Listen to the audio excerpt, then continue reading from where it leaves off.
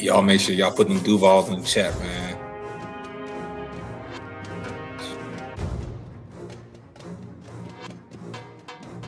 Y'all know what it is. Yeah. You know it? Freebirds! Yeah. Going all the way, all the way. Watch how these pieces get moving like Hasbro. You know ain't no con in these rats, so I'm trying to be calm when it come to the cash flow. You know talking till I die from the city we ride, no matter the outcome. You know when you out, watch your mouth in the jungle, a lot of them never escape from. Agent J when I bait some, 28 in my bag like I'm Freddie T. Agent K when I'm holding the city down, blocking all of the haters like Tony B. It's our year every year, if you quoting me, we gon' see on the field. They know the county, I scream it wherever I go. When I bleed, I just see black and teal. Feel like Brunel when the place is in action. Every line that I flow always solid, that mean I ain't worried about pockets collapsing. He may go all the way, running the S's and O's, gotta love how it happens. You ain't part of the gang, I ain't gotta explain why we ain't got no room on the wagon. MIT is the Army, the Navy, the greatest is Jimmy and Keenan, the ultimate package. Ooh, never can care how you feel. You are now in the mix with the men and teal. Nothing but facts inside these conversations. Keep it 100, the law of the nation. With all the smoke, we can meet at the bank. You know the location. Executing the play when the ball cross the plane, that's the game. Hit my little celebration. Then all I can hear is them saying, yeah. Then all I can hear is them saying, yeah. All I can hear is them saying, ooh. You know it? Yeah. Freebirds.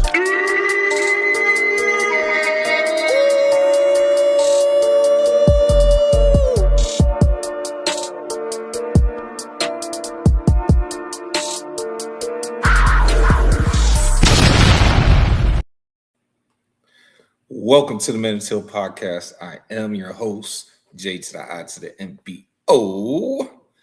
And Jay is running late, but y'all already know what it is, man. We still got to get that Jag content out, and we still got to keep it real, keep it teal, man. Shout out to everybody in the chat, everybody joining us tonight, YouTube, Facebook, Twitch, Twitter, just everybody taking the time.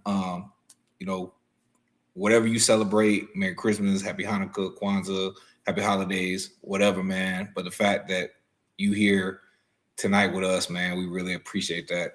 Get to the chat real quick, man. We got Bishi Kid in the chat with the Duval.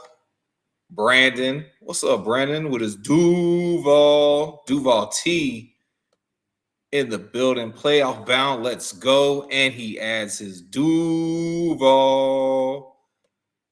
Let's go, man. Let's go.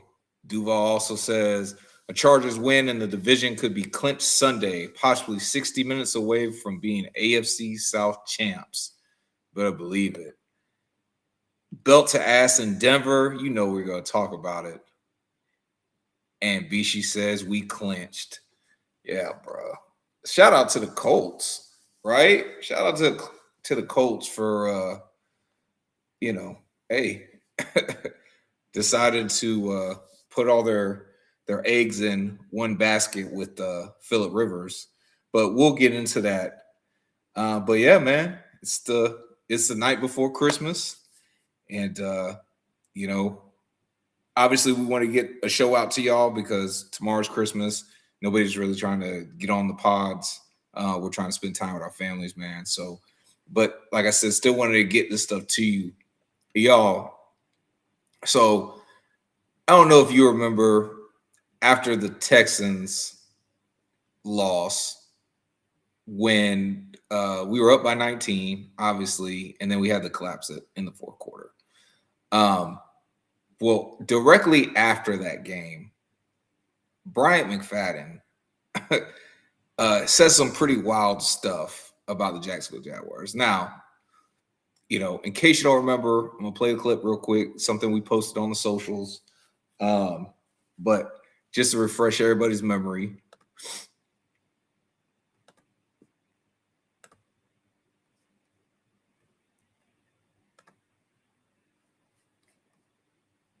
Let's keep it real now, right? It's time to say the quiet part out loud. The Jacksonville Jaguars are not a playoff caliber team.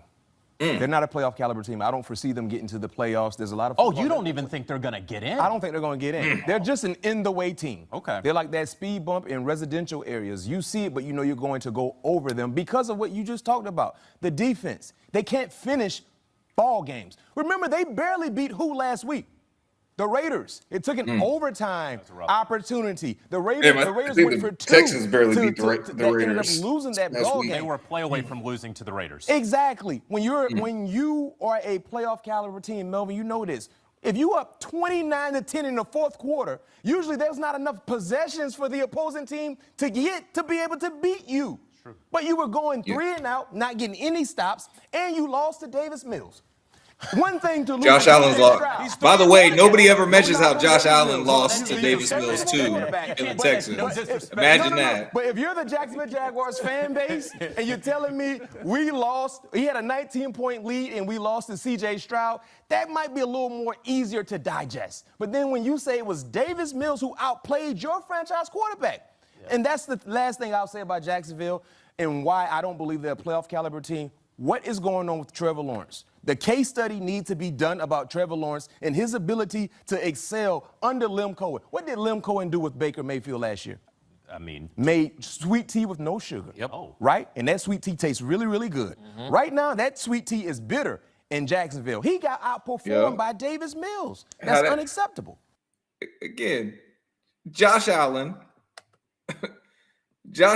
lost to the same Texas team with Davis Mills as the quarterback, but nobody ever uses that against the Buffalo Bills.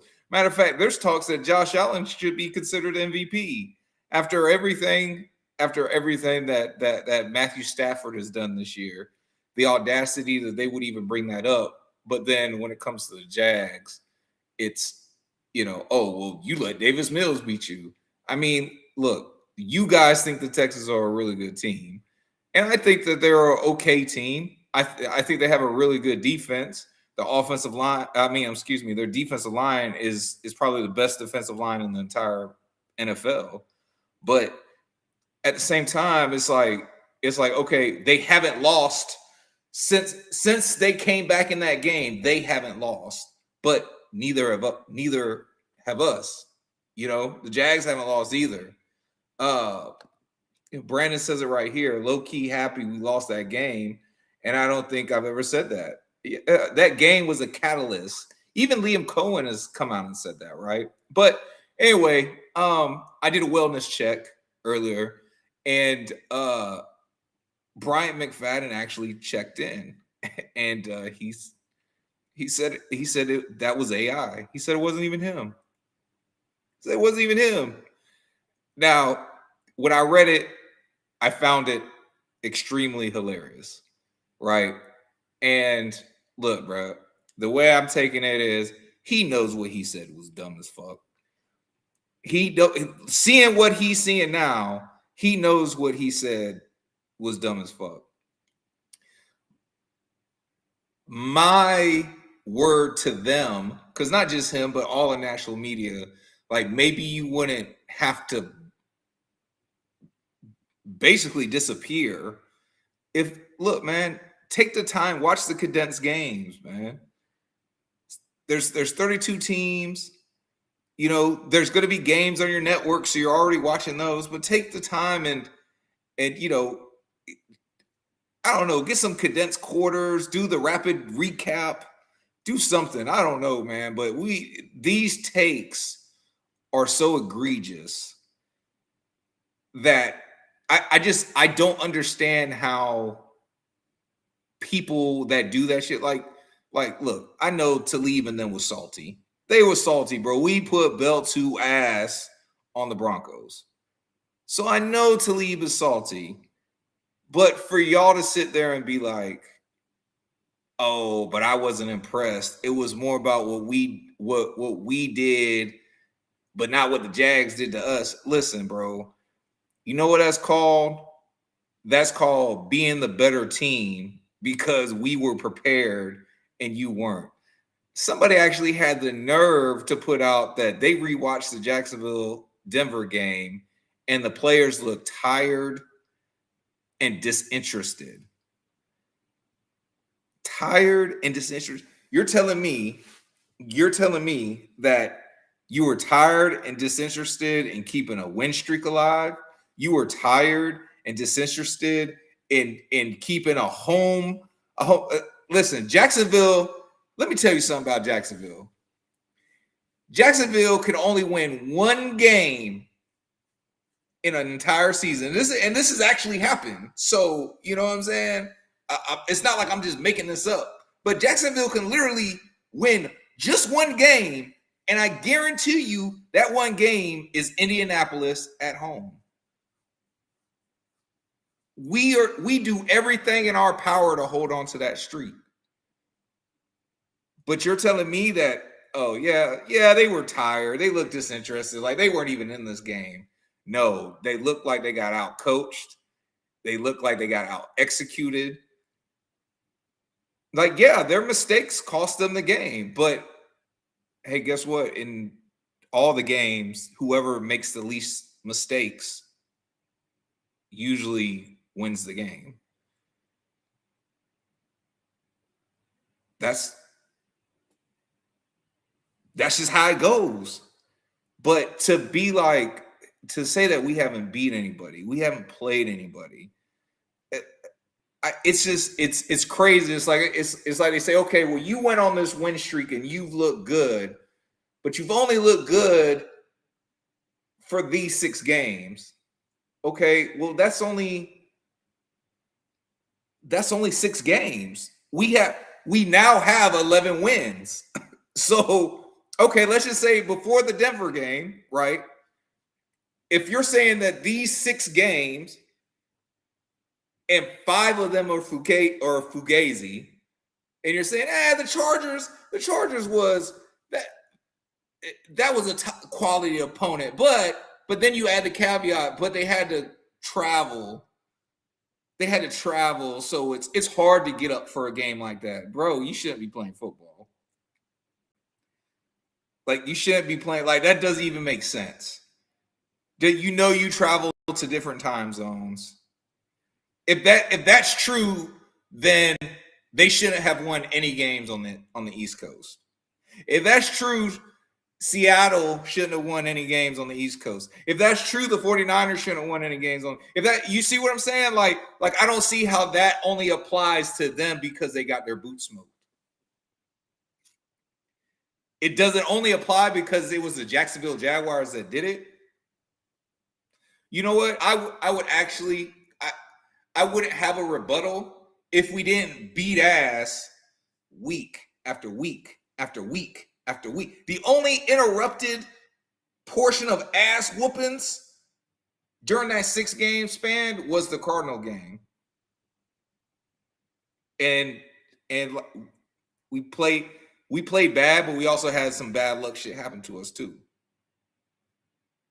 But the mark of a good team is the ability to be able to overcome that. And that's what we did in that game. And then from that game, we just don't let teams have a chance to hang around. Like, I really see that as Liam Cohen's philosophy. And it kind of dates back to the Bengals game. How he had us, instead of kicking that field goal, he had us go for it on 4th down. Trevor throws it right on the chest of BTJ, and BTJ drops it. And then you guys know the rest. Hey. Okay. And, I think that's his mentality. His mentality is look, I'm going to go for the gusto. Because if I get this, then there's no way to there's no way you're coming back. I won't let you talk to me. Now, hey, that shit could backfire. But for right now, instead of it backfire, we're just going for it.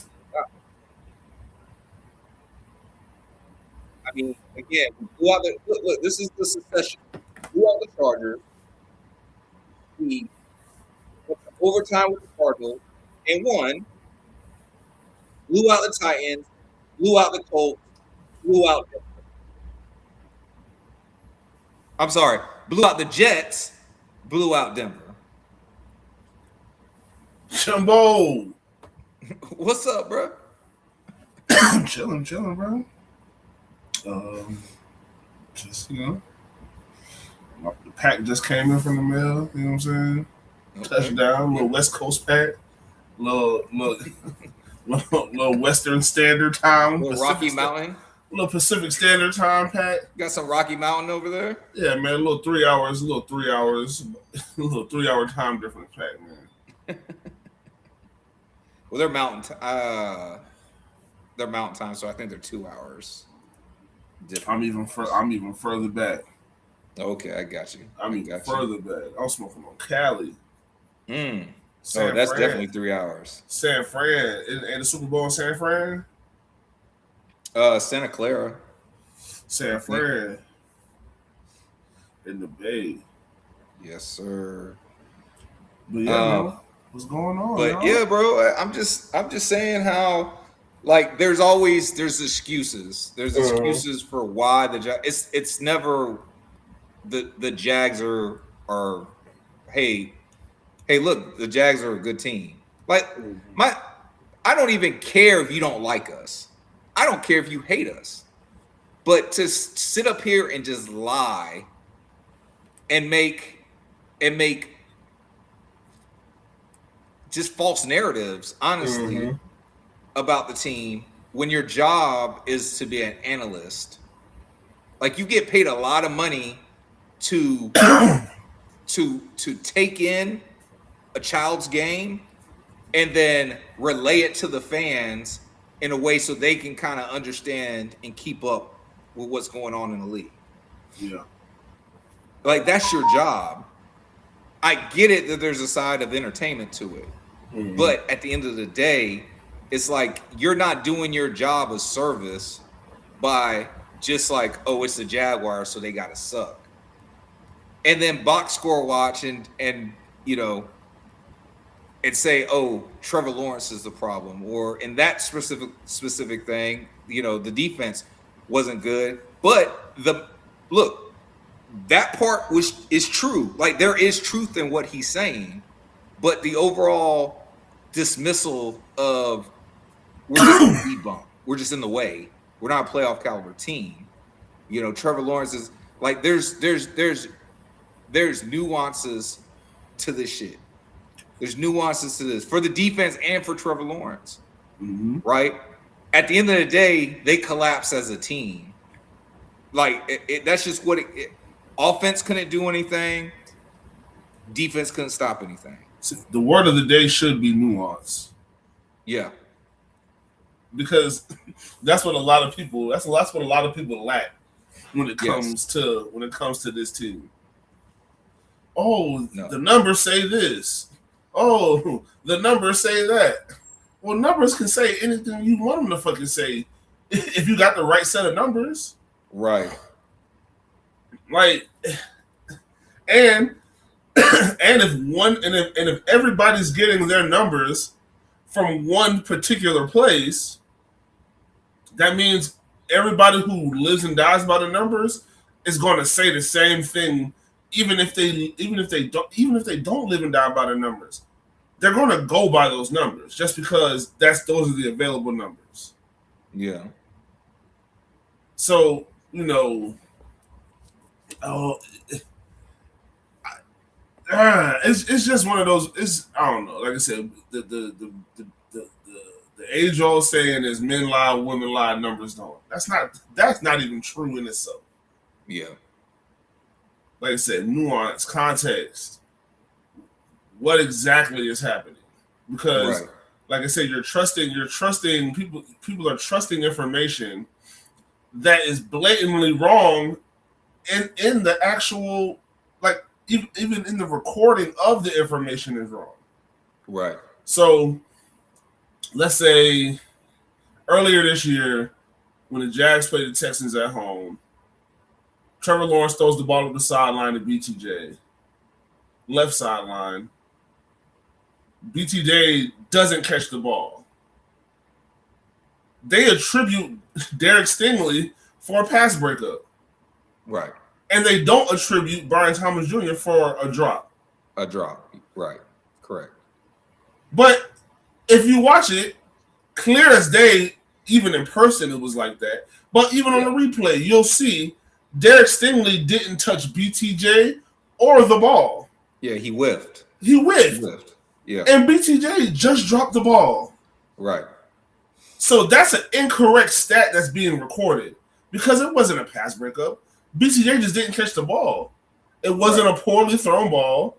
Right. Like your numbers, if those are the kind of numbers, are the kind of stats that are being recorded, I can't trust that because I don't care what the number says. I saw what the hell just happened. And there's nothing that you can tell me. There's no stat you can show me to defer me from what the fuck I just saw in front of my own eyes.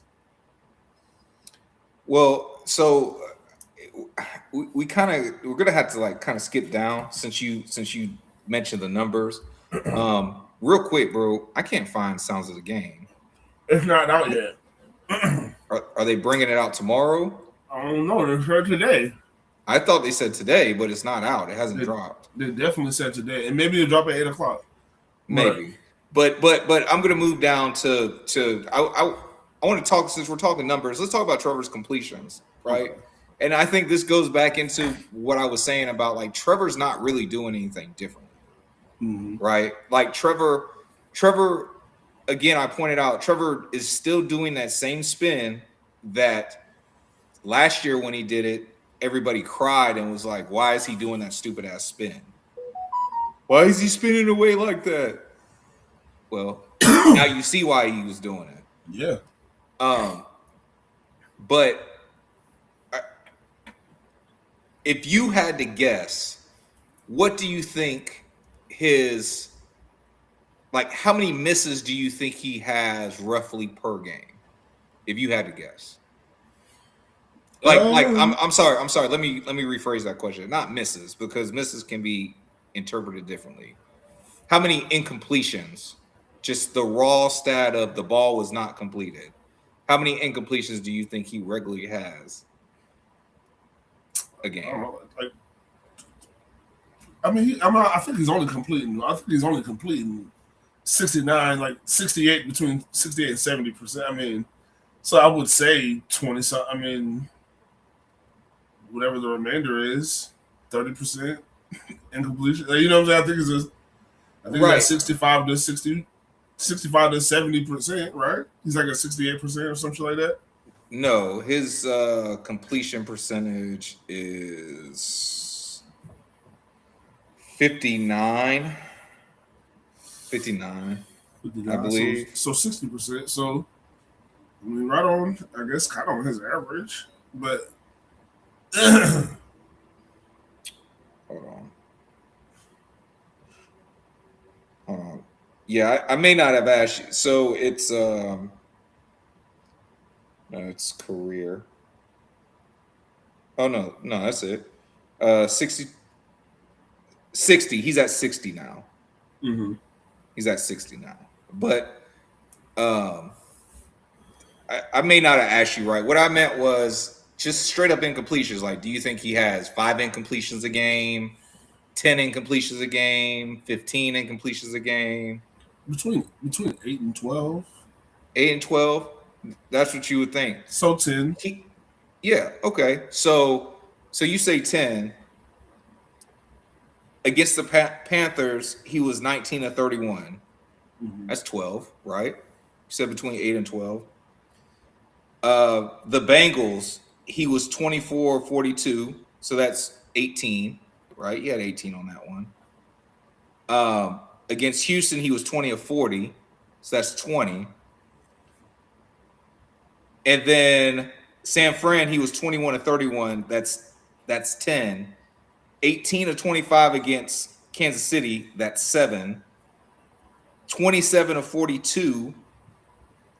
Another 15. That's 15. 23 of 48.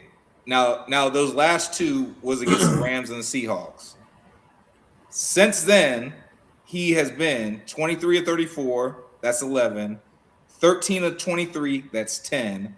14 of 22, that's 8. 18 of 30, that's 12. 16 of 27, that's 11. 17 of 30, that's 13. 20 of 32, that's 12. 23 of 36, that's another 13. For the majority of the season, Trevor has hovered around, just without saying it's a drop, without saying it's a miss, we're just calling it incompletion. For the majority of the season, Trevor has hovered around, like Jay said, it's really 8 to 13 is what he's kind of hovered around. And then he's had, he's had 115, he had 220s, and he had a did I say the 18 already? 15. He had a 15, an 18, and 220s. Like Trevor, the difference is, as of late, where the misses are coming from, or where whatever the reason for the incompletion is, right? They're not coming in impactful moments anymore. And I don't really attribute that to Trevor, because Trevor's numbers look the same. What I attribute it to is that the people around him are making plays. They showed one of the I don't know if you saw it, but on one of the breakdowns of a Jaguars offensive play, it showed everybody got to the line. Hainsey was the last one, and he let everybody get set, and he bent down like he was snap, and he quit snap. Trevor didn't say nothing. He quit snap, and they're showing like Trevor's already in a 3-step drop. Before the linebackers can even, before they can even get, before the D line. Yeah, the D line hadn't even made contact with the offensive line yet.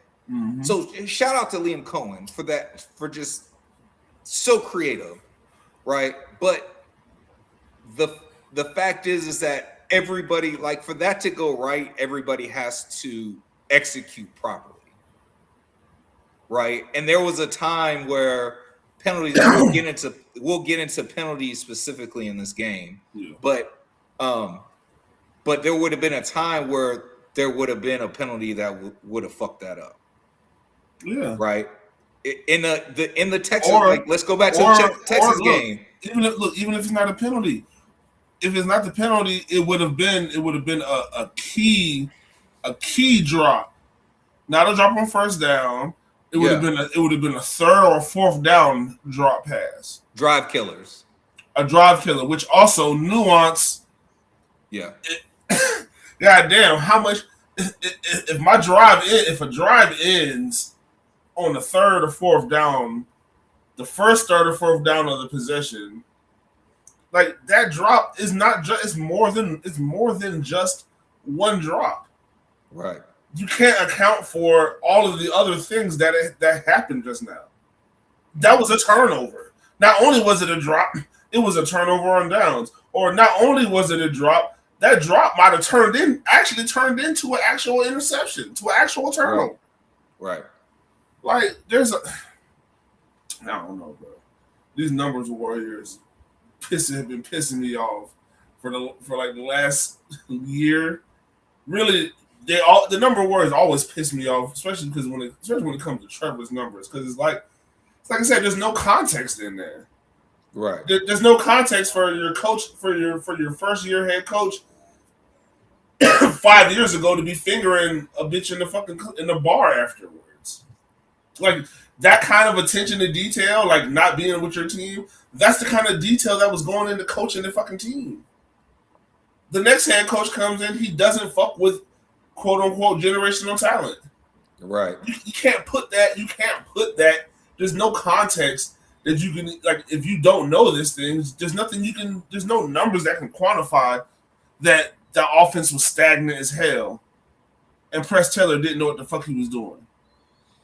Because even when the owner comes out and says we are the most predictable in the league, and look, his numbers said that. Mm-hmm.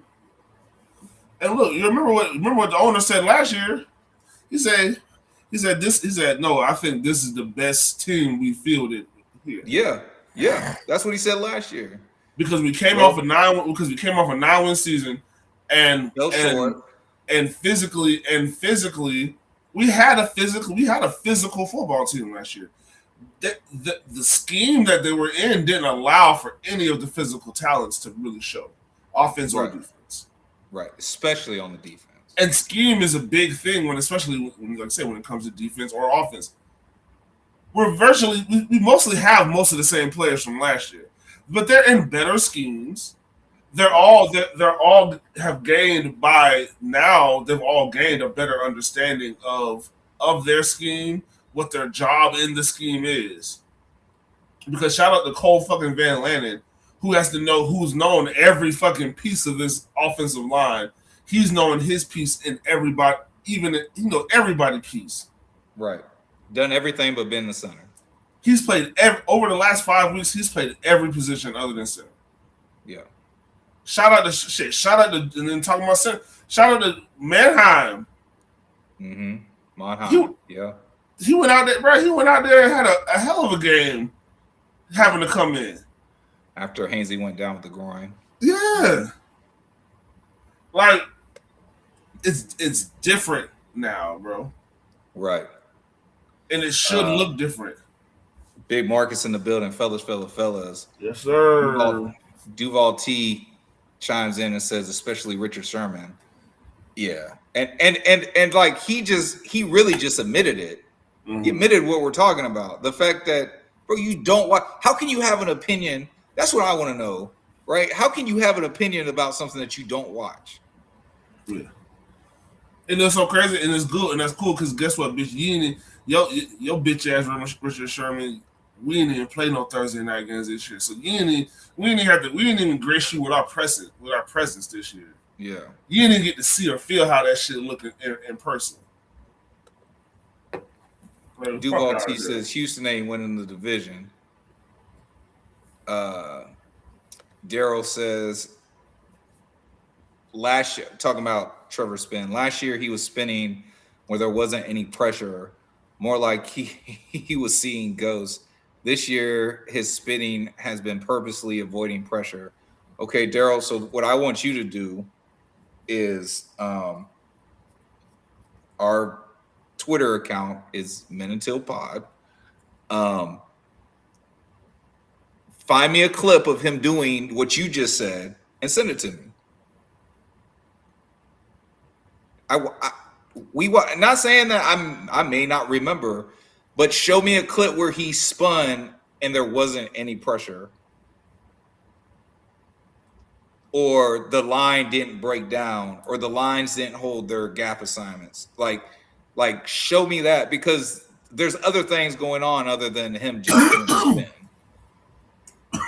So if you find, bro, I will salute you if you find it. And I could be wrong. You might be right, but I don't remember it.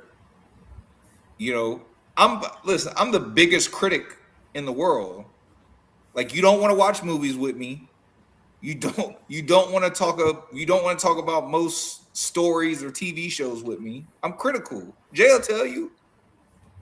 Jay will tell you, bro, I am a critical motherfucker. Like I have trouble suspended disbelief.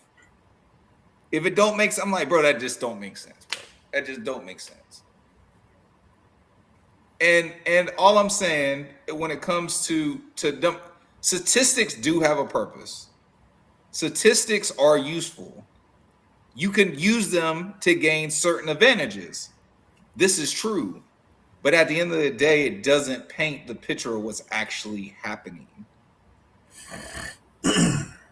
Because you can't tell me it's not a coincidence that Trevor looks like the best quarterback in the NFL right now, when his team isn't getting a bunch of penalties, his receivers are catching the ball, and the line is giving him time to block. Now, outside of that, Trevor, this is what he has done. He has been using his legs more, and he's been taking what the defense gives him, and he's been making his layups. So, and the defense is making critical stops. They're still producing the takeaways, and they're getting teams off of the field. All these things weren't happening. All these things weren't happening on a consistent basis, especially in the 4 games that we lost. But listen to what I just said. The 4 games we lost. Like, look, we're going to embrace the disrespect. We already said we don't mind being the bad guy. But bad guys, well, bro, we got chips on our shoulders.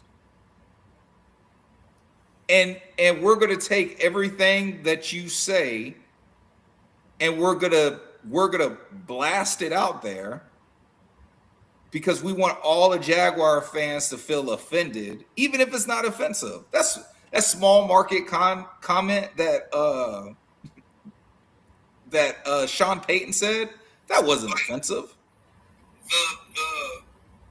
But we can make it sound offensive. You feel me? That's because that's what a good coach does.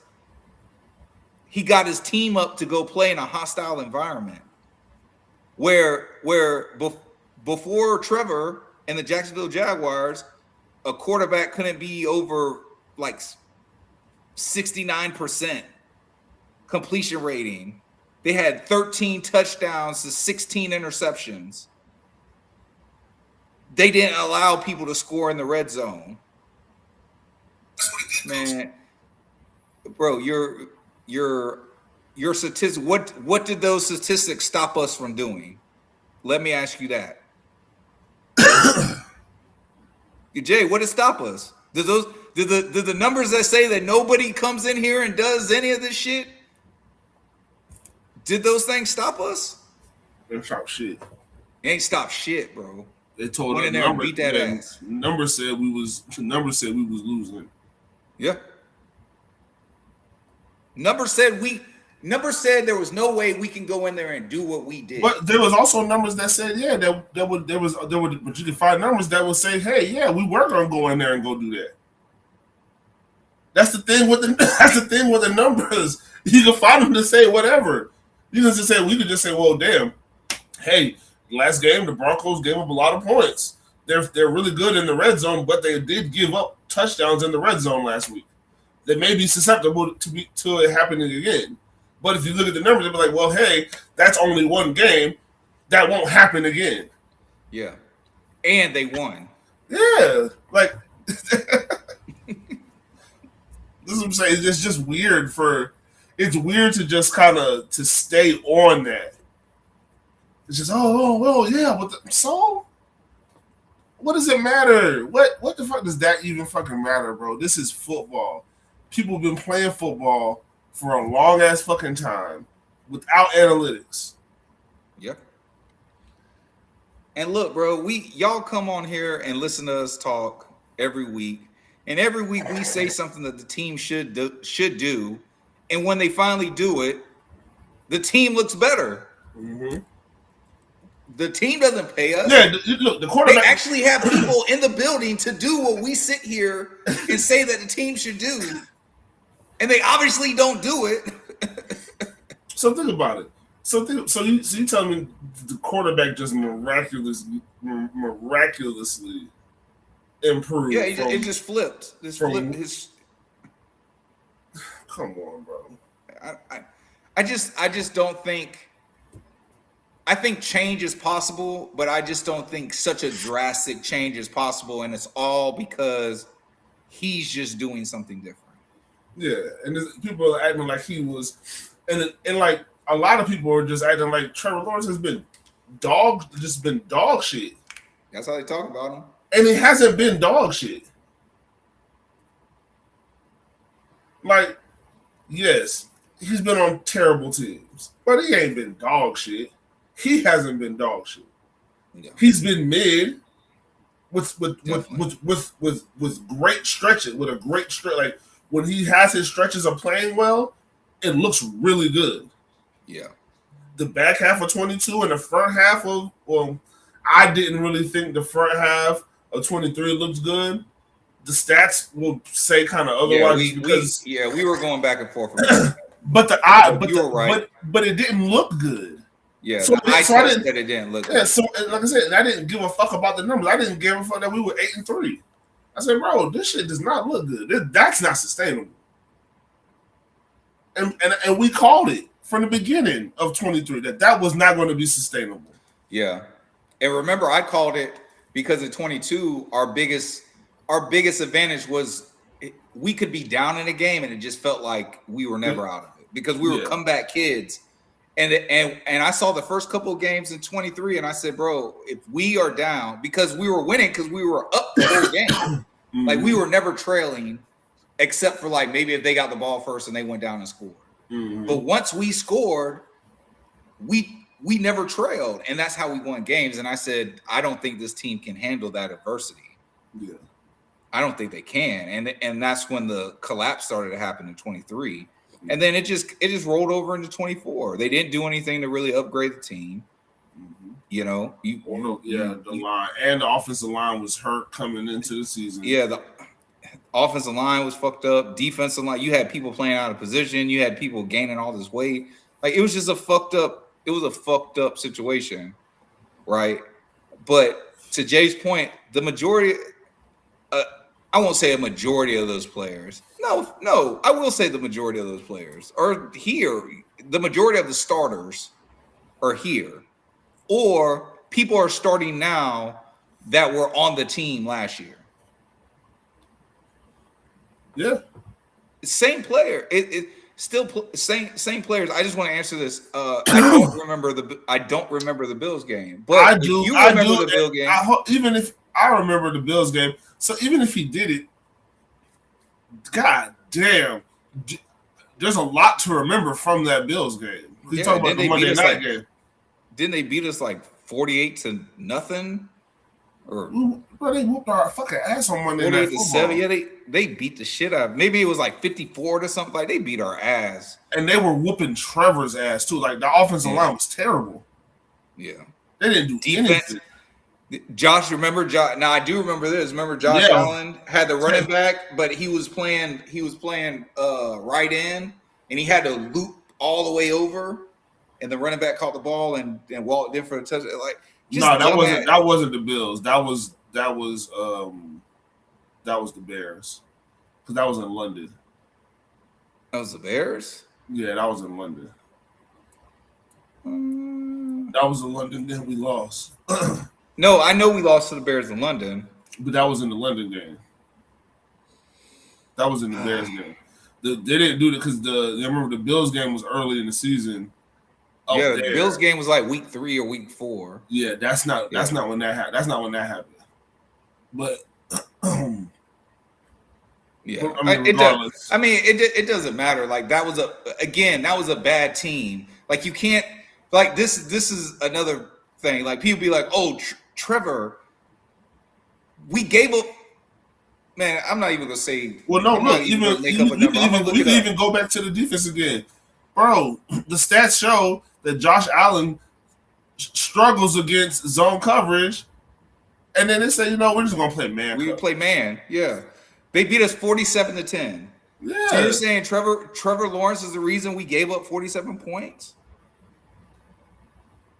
Well, he's not saying. He was just saying. No, I'm not saying him. I'm not saying him. I'm saying but that's the narrative that would start. Like, you know what I'm saying? It's not going to be like, oh, this is a bad team. Mm-hmm.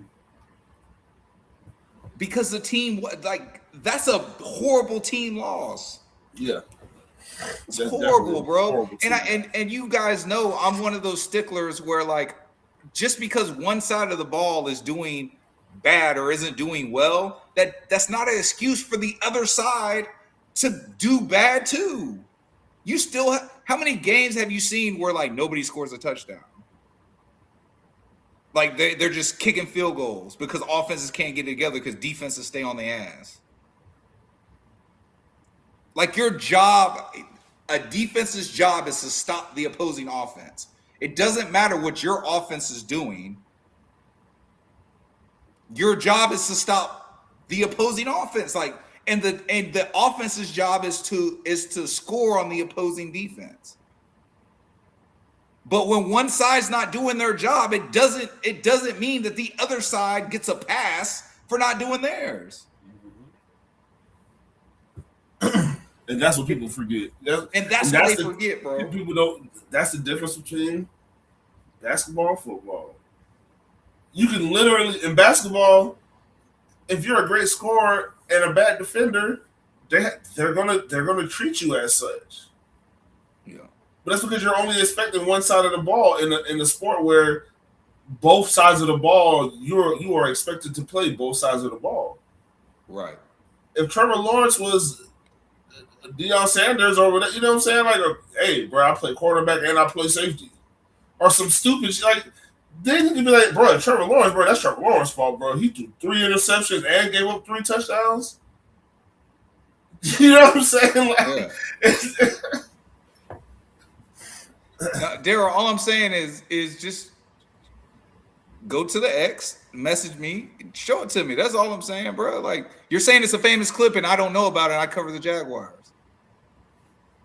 You know, I'm not saying I know everything, but, you know, I know a lot of stuff about the Jaguars. That's all. Just do your boy a favor because I'm not going to go look for it. Yeah. And I'm guessing the soundboard's not working because I've been pressing buttons. Yeah, nah. Soundboard's definitely not. I'm going to try to read. E in the building. I'm going to come back in too. All right. But shout out to E, man. Shout out to E, man. Hey, my dog, E. Boy, you look different in that picture, boy.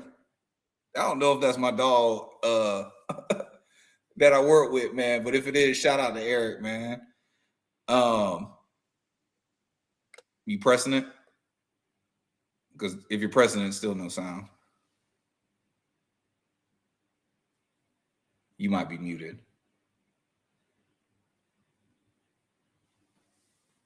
Nope. Yeah. I pulled it up, Duval. I already pulled up the score.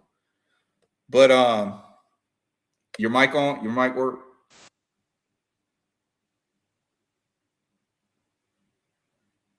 Is your mic working? You got sound? No. Can't hear you.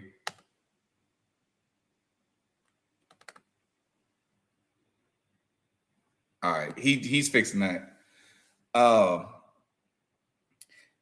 But that's all we're getting at, man. We're if you're gonna report on a team, report the facts. If the team's bad, the team's bad. If a person made a mistake, a person made a mistake. But to say it's strictly on this person, it's strictly on that person. Like, we even come straight in it when they're like, oh, you know, Trevor did this or Trevor did that. And it was like, well, no, Trevor really didn't. Like, Trevor threw a bad ball. That was a bad ball. But his playmaker made a play. And that's what they're supposed, like, that's what I'm saying. Like everybody has a job to do. That's what they're supposed to do. Sometimes you have to bail your quarterback out. All those amazing passes that Patrick Mahomes has thrown in his career, a lot of those should really be considered dumb passes. Like, you shouldn't have thrown those. But his playmakers made a play. Or he made a play.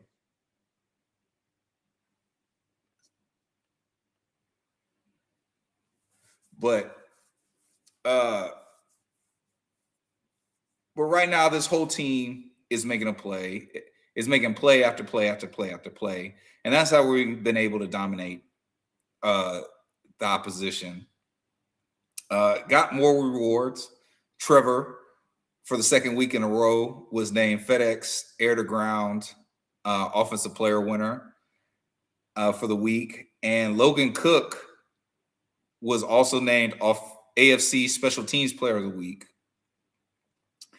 And other accolades come out, but again, it's the narratives.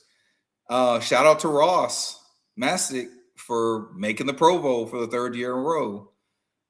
The problem is that he was the only one. You know what I'm saying? Like, he was the only Jaguar, like, no Devin Lloyd, no Trevor Lawrence. You know, and look, Trevor and Devin, like they're not the only ones that were snubbed. There was other players, but I'm a Jaguar fan. I talk about the Jaguars. I could really give a fuck less about those other guys that got snubbed, but I do acknowledge that other people got snubbed too. But in my opinion, the Pro Bowl it's a popularity contest. They need to change it. It's almost the Pro Bowl is probably as bad as the people who are allowed to sit in a room and rank in college football. I won't get on an old man rant with you guys about that, but I just think, you know, the best record should be the best record. Like that's it. You know, they move it around for I get the concept of strength of schedule, but there's also like the type of wins you're doing, right? If you got a weak schedule, and you're blowing out every opponent, well, then you're probably a really good team because you're doing to lesser competition what you're supposed to do to lesser competition. But, you know, I do think now, like Trevor Lawrence, Travis Etienne, Devin Lloyd, and Parker Washington are all named as alternates in the Pro Bowl. My only solace in this is that they're not going to be eligible for the Pro Bowl anyway. Or I'm sorry, not eligible, but they won't be available for the Pro Bowl anyway because this team has the ability to go all the way to the Super Bowl. We have the ability to play in the AFC Championship and actually win it.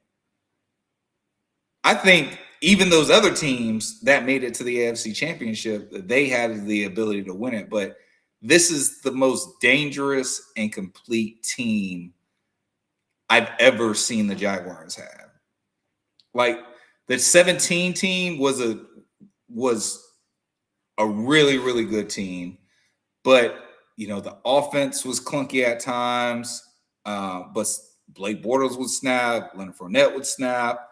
You know, they had their spurts. It was in 17, it kind of felt like we won and then we lost. We won and then we lost. Like, you know what I'm saying? Like, it wasn't like a lot of consistency in there other than like our defense was really, really good. Saxonville, they were taking the ball away. They weren't taking the ball away at the same clip that this team is, but they were taking the ball away and they got more sacks.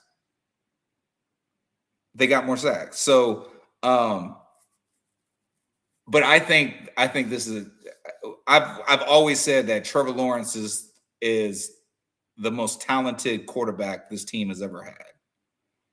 I've always said that, and this is why for this exact reason right now is why I've said that. Trevor's the best quarterback we've ever had. This is probably the best set of skill players we've ever had since Jimmy Smith, probably. Jimmy Smith, Keenan McCardell, Fred Taylor. On the offense side of the ball. And on the defensive side of the ball, they're stout. They stop the run. They stop the run really well. And they're slightly bend, but don't break. And they're super opportunistic in taking the ball away. I think this is the most complete team the Jacksonville Jaguars have ever fielded. Like when Shad Khan, what Jay was talking about, like this is the best team the Jacksonville. No, this right here. And the crazy thing is I just feel like it can only get better. I thought I heard sound come in for a second. Make sure you're not muted. I'm not. I don't know. Oh, I can hear you now. Okay, you can hear me now? Okay, there we go. Yeah, I can hear you. Popping. It wasn't just popping, and I know I can't hear my damn. But the soundboard's still not working? Yeah, fuck it. Yeah, all right. Yeah, it is what it is. Well, let me ask you this, Jay. Going to the Broncos game, and we were talking about penalties earlier. I want to start with this. Do you think that either of the unnecessary roughness should have been called on Denver? So it was the one where the flags came out, whistle blew, nobody heard the whistle, right? Or the player didn't hear the whistle, hits Trevor in the back. And then the other unnecessary roughness was their defensive tackle Roach basically sacked Trevor. Well, I guess he didn't sack him because I guess Trevor did get the ball off, but he hit Trevor and he fell on top of him. He didn't like roll his body weight off. Do you think either one of those should have been called for unnecessary roughness or personal foul on the quarterback? Hell yeah, that's how they've been calling it. I was mad when they called it against us, but they didn't call shit against us, and hey, that's the call.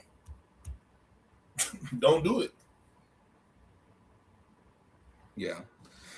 I think so this is how I'm gonna say it. I think that the one with Locke where the flags came out and he hit Trevor, like it doesn't matter if he didn't hear the whistle. It didn't and I actually was on a thread with Mike, shout out Mike Barber, where I took the clip from, because he's telling a Broncos fan who's arguing, well, Trevor should have dirted the ball. And he's telling him, well, Trevor just did that and he got an intentional grounding penalty. And so he's like, no ref will give him an intentional grounding penalty for grounding the ball. Well, I said, hey, Mike, don't worry, I got you. And I gave him the clip of the refs calling that on Trevor. And even the announcers are saying, well, you know, they're calling an illegal shift, which isn't a dead ball foul. We know that, right? So by letter of the rule, Trevor obviously didn't hear a whistle. He saw the flags and he spiked the ball. Let's just say you're saying that that Locke didn't hear the whistle. Okay, fine. Well, if Locke didn't hear the whistle, there's a possibility Trevor Lawrence didn't hear the whistle, but he was able to see the flags. So you don't think Trevor maybe is learning from what happened from the week before and was like, yeah, I'm not going to spike the ball because they gave me an unnecessary. I don't know if this is a dead ball foul because I didn't hear a whistle. Yeah. I see players are stopping. So let me put the ball down and stand up straight. And then he gets blasted. Yeah, well, I would say even the big difference between last week and this week was, like, Trevor doesn't know if it. Trevor didn't know if it was last week. He didn't know if it was, like I said, he didn't know if it was. Right, that's what I'm saying. I'm saying the same thing for this week. That's what I'm saying. But yeah, but that's what I'm saying. But even just the difference is like I said, he had the wherewithal to not bat the ball down, but he also knew that this was a false start, though. You know what I'm saying? Like he saw the false start, and that's what the call was. It was a false start. You know what I'm saying? Whereas last week, even seeing what happened, he couldn't tell what happened last week. This week, he knew what happened. He knew it was a dead. He knew the play was dead. That's why he didn't do. You know what I'm saying? Because there wasn't a question this week if it was a false start or if the play was continuing. So it wasn't that he didn't bat it down or do anything. He just knew the play was dead.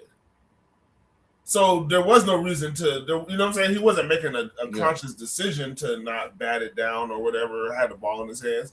Like, he knew that to this play right now is a dead ball foul because I saw my player move. Like, I know it was that. It wasn't two people moving. It wasn't a confusion. I don't even know if we had anybody in motion. You know what I'm saying? I think it was one of them where it's like, he knew it was that. That's why he didn't do the thing. Yeah, I'm just saying if the argument can be made, my point is, though, if the argument can be made that one player didn't hear the whistle, then the argument can be made for Trevor that, okay, well, Trevor didn't dirt the ball because he didn't hear a whistle. And if you want to say it, and in showing the clip from the Jets, there wasn't a whistle in that game when they threw the flags on the shift. Yeah. So I'm just saying it could be, okay, I didn't hear a whistle last week and I dirted the ball. This week, it's so loud, I can't tell if there was a whistle. I saw the flag, but I don't actually know what the flag is. So instead of dirting it, I'm just going to give myself up by standing up straight and putting the ball, put my arm down with the ball. You get what I'm saying? Like that's not giving yourself up. Giving yourself it is. up. No, that's 100% is. No, it's not. Yes. What are you talking about? Do you not see what the sacks on Phillip Rivers look like? He goes on the ground. No, he doesn't. He just stands there. He stands there and fucking the guys aren't, because he's just standing there, the guys aren't taking him to the ground. He's just standing there. Yeah. Now, hey, it could be, hey, he's Phillip Rivers, he's 44 years old. If I put him on the ground, it's gonna break him. I don't know. That might be the thought process. But I'm just telling you, I just saw him take sacks. A quarterback, when you to give yourself up, you're supposed to either take a knee or you literally give yourself up. You go to the ground. You have to give yourself up. The play is live. The play won't ever, just because you stop running or stop moving, that doesn't stop a play. No, I'm saying what I'm saying is, to your point of, you're saying, okay, Trevor knows it's a dead ball foul. Yeah, so that's why he didn't do anything. He just stood there. But that's what I'm saying. That's not giving yourself. He's not protecting himself. Okay, he's not protecting. He's not doing anything to protect boxing, himself. And that happens in boxing, and you get knocked out if you don't protect yourself. And he almost got fucking knocked out because he just stood there. He didn't do anything to protect himself. A dead ball play should have just took the fucking knee. He just stood there with the ball like days ago. If he just takes the knee, like I said, it's loud, and he takes the knee, the motherfucker can't hit him. I just gave myself up. I gave myself up and took a knee. I don't think that's the. You can't. I just think the first one, there's no excuse for. I think the first one, there's no excuse for. The second one was ticky-tacky, in my opinion. And the only reason I stand on that is because they've done it to us. I get what you're saying. Well, they've done it to us, so that's the call. And you're right. But even when they did it to us, I still, my feeling on it. It was ticky-tacky. You know what I'm saying? Like, they shouldn't have called that shit on BJ Green. They shouldn't have called that shit on Trayvon Walker. They shouldn't have called that shit on Devin Lloyd. You feel me? Like those were clean sacks. And you took those sacks away from those guys by calling unnecessary roughness on it. So, the one on Roach, Denver fans, I do think that was bullshit. But as I've also debated, like, you guys are crying about these penalties, and really, there were so many holding penalties in the secondary, so many pass interference penalties that should have been called from the secondary that you guys didn't get hit with. If you got hit with as many penalties as you probably should have, this ass whooping would have been a lot worse. It would have been really, really bad for you guys. And the thing is they're like, oh, they penalize us so much. They penalize you 6 times. 6 times for 60 yards. We are penalized 2 times for 20 yards. Like, you can't do that. They let us. Jay, let me ask you this. In my opinion, I actually feel like, for the most part, the refs let the teams play football. Sure, I thought so. I mean, shit, they called a bullshit penalty on Antonio Johnson. Yeah. But they also picked up it was a bad flag on Buster Brown, but they picked it up and made it right. Yeah, but they could have did the same thing for Antonio Johnson. They definitely could have.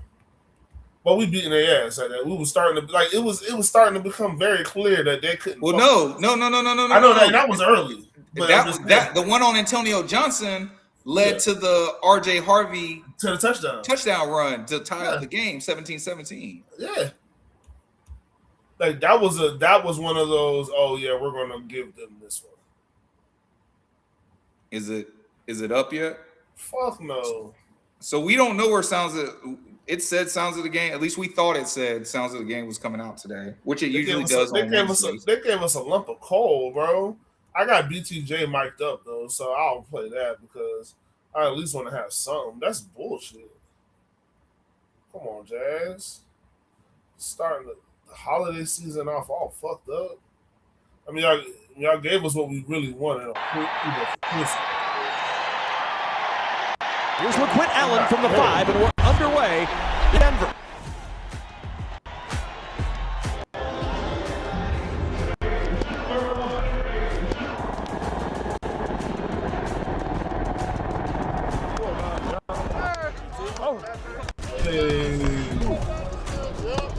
Go good, Luke.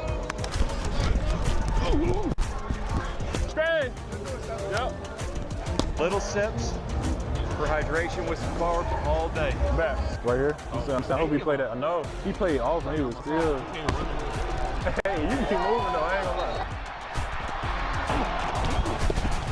I hope he played that. Yeah, it says I'm looking at the thing right now for it. The trailer. Sounds of the Game, Wednesday, 7 p.m. Washington with the catch. Somehow secures it for 6. Parker Washington played out his fucking mind. How good is that? Well, you talk about the quarterback seeing things. Quarterback is hot.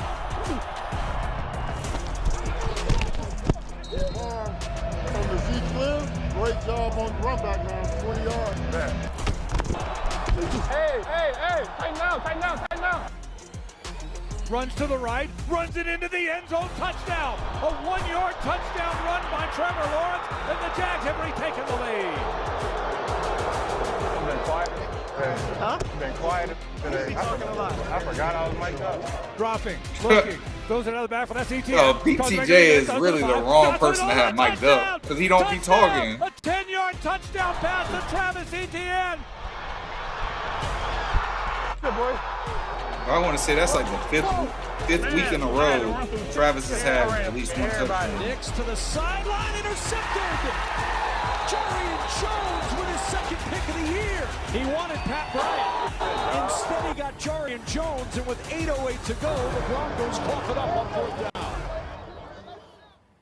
Yeah, I don't know what the Jags got going.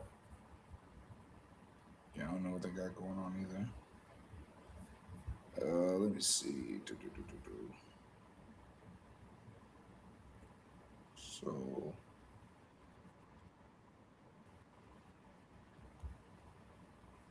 yeah, this week he had 1 receiving touchdown. Last week he had 3 receiving touchdowns. The week before that he had 2 rushing touchdowns. How you guys doing? We're here with Sam from the Tom Coughlin J Funds Foundation. I'm Robert Hainsey with Wyatt Milam and Jonah Monheim. And today we're going to see if we can build Sam's perfect pizza. No touchdowns against the Titans. Try to execute back there with the oven, and we'll see how it goes. We'll see what he comes up with. First things first, then why draw a circle? Probably not. I got to stand up. What are they doing? An unbelievable circle. We're going to draw the crust here. Slightly smaller circle. What's your favorite pizza place back He's drawing a pizza? Pizza Hut, just a classic, can't go wrong. Great breadsticks. All right, easy part's done. What do you think? I think we're gonna add some ham and pineapple. Really? I love that move. All right. Ham Whole and pizza, pineapple. half, quarter, we can do whatever you want. Whole pizza. All right, a little ham, a little pineapple. All right. Ready to rock then? I think so. This is what we're working with. Ham, pepperoni, pineapple. Easier said than done. And cheese crust. Got it. Sauce first. Let's put the sauce right in the middle. So why did you have to? I don't understand. Why did they have to draw it Bring the first? ladle over with us and use the bottom of it. Just kind of, This guy's a bad. Huh? Primo. All right. Okay. Handful of mozz. I think that looks pretty good. What do you think, Sam? Solid. So we got pepperoni, bacon, pineapple. Sam, you want pepperoni? You guys take pepperoni. Daryl says Denver fans Pepperoni. crying about the refs. We are the wrong fan base to cry to about bad calls for refs. Bacon for you. 1,000%. I like the way this looks. I'm gonna be honest. Pretty fired up about this one. We're A lot of love there. Love it. What's your favorite part? Is there anything we need to do? 2 of our 4 losses would have been wins without some of the bad calls. You got this, Jim? We don't get calls. Be scared. I think that's good. Love that. Here we go. Carlos, bro, we're wondering the same thing, man. They said it was gonna be out by 7. Rotated 34. Rotated 34. Sound good. Yep, cooking up. Daryl says PS2 tackling Parker Washington when he was beat. You'll be good. Again, Where's the PI? Yeah. We'll be good. No such thing. Yeah. This Ufunga for running through Brenton Strange. Secure the ball. Jags help Jags. Guys, Love it. That was really good. this looks solid. Bro, that crust What do looks you like? Parmesan? cheeks, bro. Hold on that. Yeah. Technical. Yeah, I'm pretty pumped about this. What do you think? Ready to eat? We're trying it. You want a plate? He's going for it. No, he doesn't want a plate? What kind of a question is that? How is it? That's good. That's strong. They said you had to score us. You help make it, so really you have to score yourself too. What do you think? You give it a 9. 9. 9? Love it. I love that too. You got a microphone here? You hear that? That's what you want. Undercarriage? Sam. The crust don't look like it's cooked enough on the bottom either. Wyatt, Good job. Fiona, I get back here again with you guys anytime. Yep. Great job. Again, Sam from the Tom Coughlin J Fund Foundation. This guy knows how to make a pizza. To find out more information about energy efficient natural gas and available conservation rebates. No free ads. Yeah. No free ads. No free ads. Bro, this sounds of the game shit is really pissing me off. Yeah, it's starting to blow. It's starting to blow mine. That's why I had to roll up, bro. Like, yeah, it's fucking up. Did the Grinch steal our sounds of the game? Yeah, that's what it sounds like.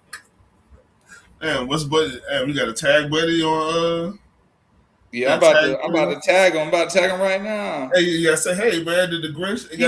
Where's the sounds of the game? Did the Grinch steal? I gotta ask him, hey, did the Grinch steal it? Did the Grinch steal sounds of the game? Come on, Cav. Kavanaugh. Like what? Like, what are we talking about here?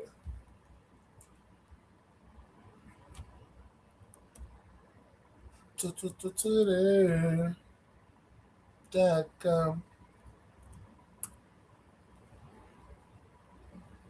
All right, I just put it out there. See if old PCAV hits me back, man. All right, man. Let's keep rolling through it, man.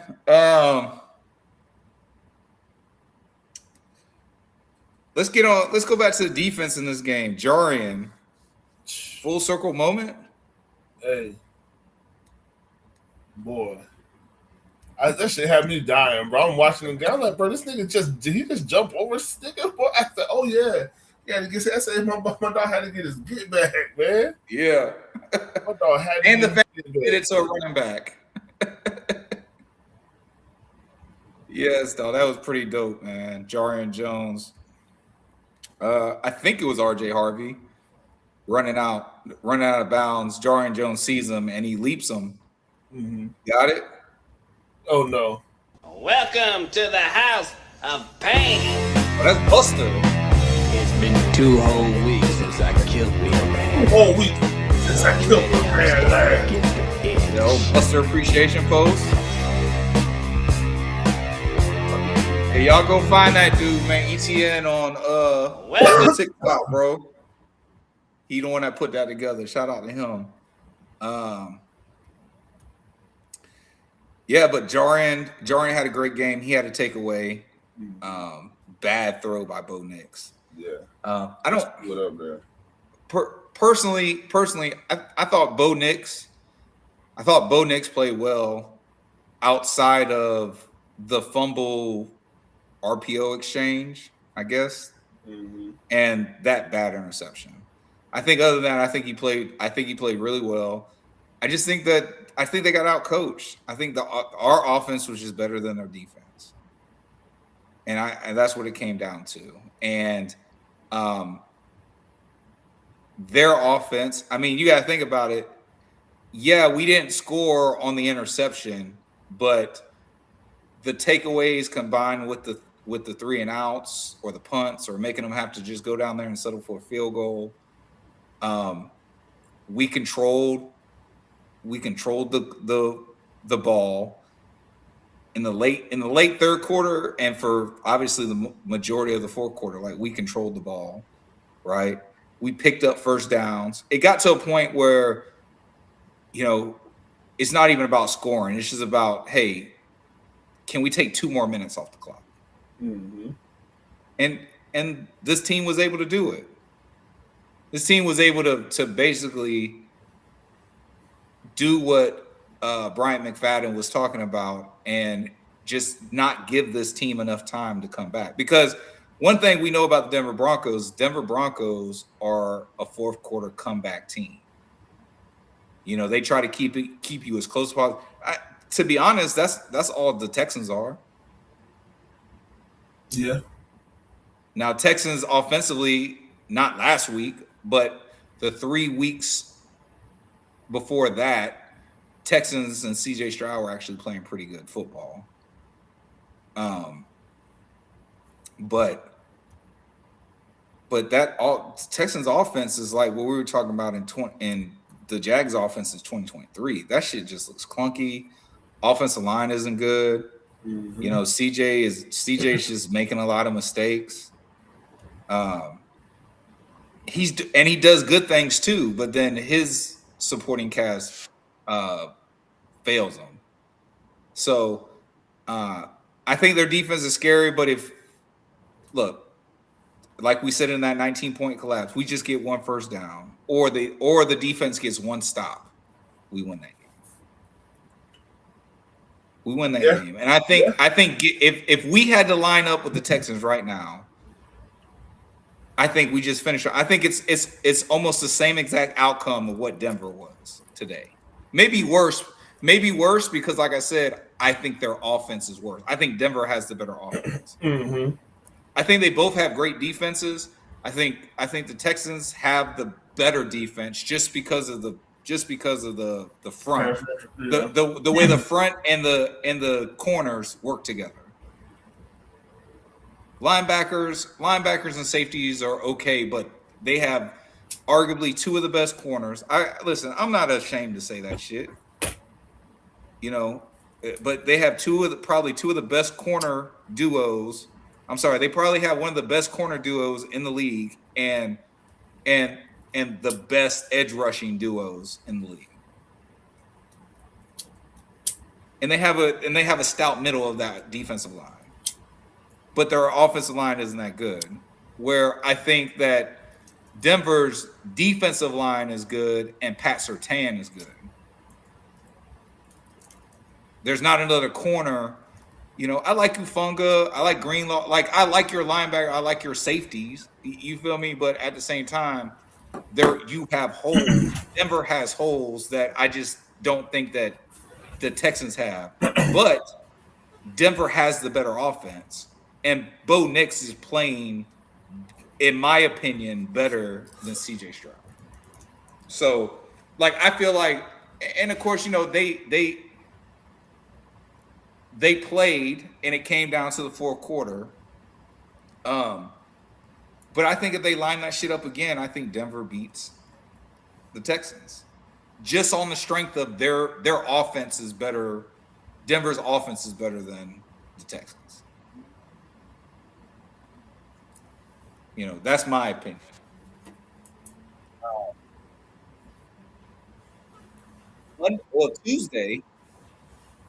Tuesday, bro, we woke up.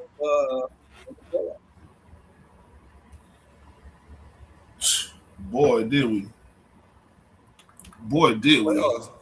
Shout out to the 49ers for taking care of business. Shout out to the 49ers. Man. Chad, let me tell you about my homeboy. Not Jay, but have a homeboy. He asked me for some tips. What do I think about certain things when it comes to Hard Rock? And I gave my opinion on some stuff, right? Bro, everything I told him that was go hit. and he didn't play it. He told me he got scared, bro. Damn. I told bro, if I had the disposable income, I would be better. Like if I had it to where if I lost, it wouldn't be that big of a deal. I'd be putting money on this shit and make money. I can't afford to be wrong. if that makes sense. I can't afford to be wrong, dog. Shout out to Devin. Devin in the chat. MIT fan, what's up? And Merry Christmas, Duval. Yeah, let's get into that, man. So the Jags have clinched. The Texans have not clinched. I thought the scenario was if Indy loses, the Texans clinch, but Indy's loss technically doesn't take them out of the running to make a wild card. So Texans have not clinched yet, but the Jacksonville Jaguars. So no matter what happens down the stretch, we're in the playoffs. In some capacity, we're in the playoffs. Devin says Texans losing Saturday to the Chargers, so no worries. Duval. I almost said it like Liam. Which there's an argument to be made, bro. I think it was Travis D. Holmes, but if it wasn't Travis D. Holmes, whoever said it, man, I apologize. I don't remember. But they said that if we go all the way to the ship, especially if we win it, we're going to have to change Duval to Duval. We have to make it proper. Yeah, I think that was Agent J. When you said that? in the preseason. Oh. Well, I'm saying recently somebody said that. I don't remember you saying. I'm not saying you didn't say it, but I just don't remember you saying it. Yeah, because when we were defending him, talking about that. Would it be in Swaggy? Yeah, really not even in the preseason, in the off season. Yeah, when we was defending, like, okay, I see what he was trying to do, trying to be Swaggy. Yeah. But which we said was an indicator of him thinking outside the box, having his own, marching to the own beat of his drum, but like understanding like what's going on. Like that's a big thing for us here. And like you tried to, you tried to be a little swaggy with it. Right. Like come on, like he just tried it, but now, like I said, but to me, like I said, lets me know how your mind's operating a little bit. Yeah. You're not looking at, you see the word and you're like, okay, how can I do something to it? Like how can I be a little different? I wouldn't be surprised if you know how them quarterbacks be, bro. They be wanting to, they be freestyling, bro. Who's that UMass? He was probably he used to be in that freestyle cipher, bro. I see it. Like you know what I'm saying? Like he's letting his creative brain like work, bro. We got Robert in the chat. He says, "Damn, I'm late and drunk and don't drink." Oh man. Okay. Oh man. Hey, it's the holidays, man. Robert on that eggnog. Hey, I'm about to go get me some as soon as I get off of here, brother.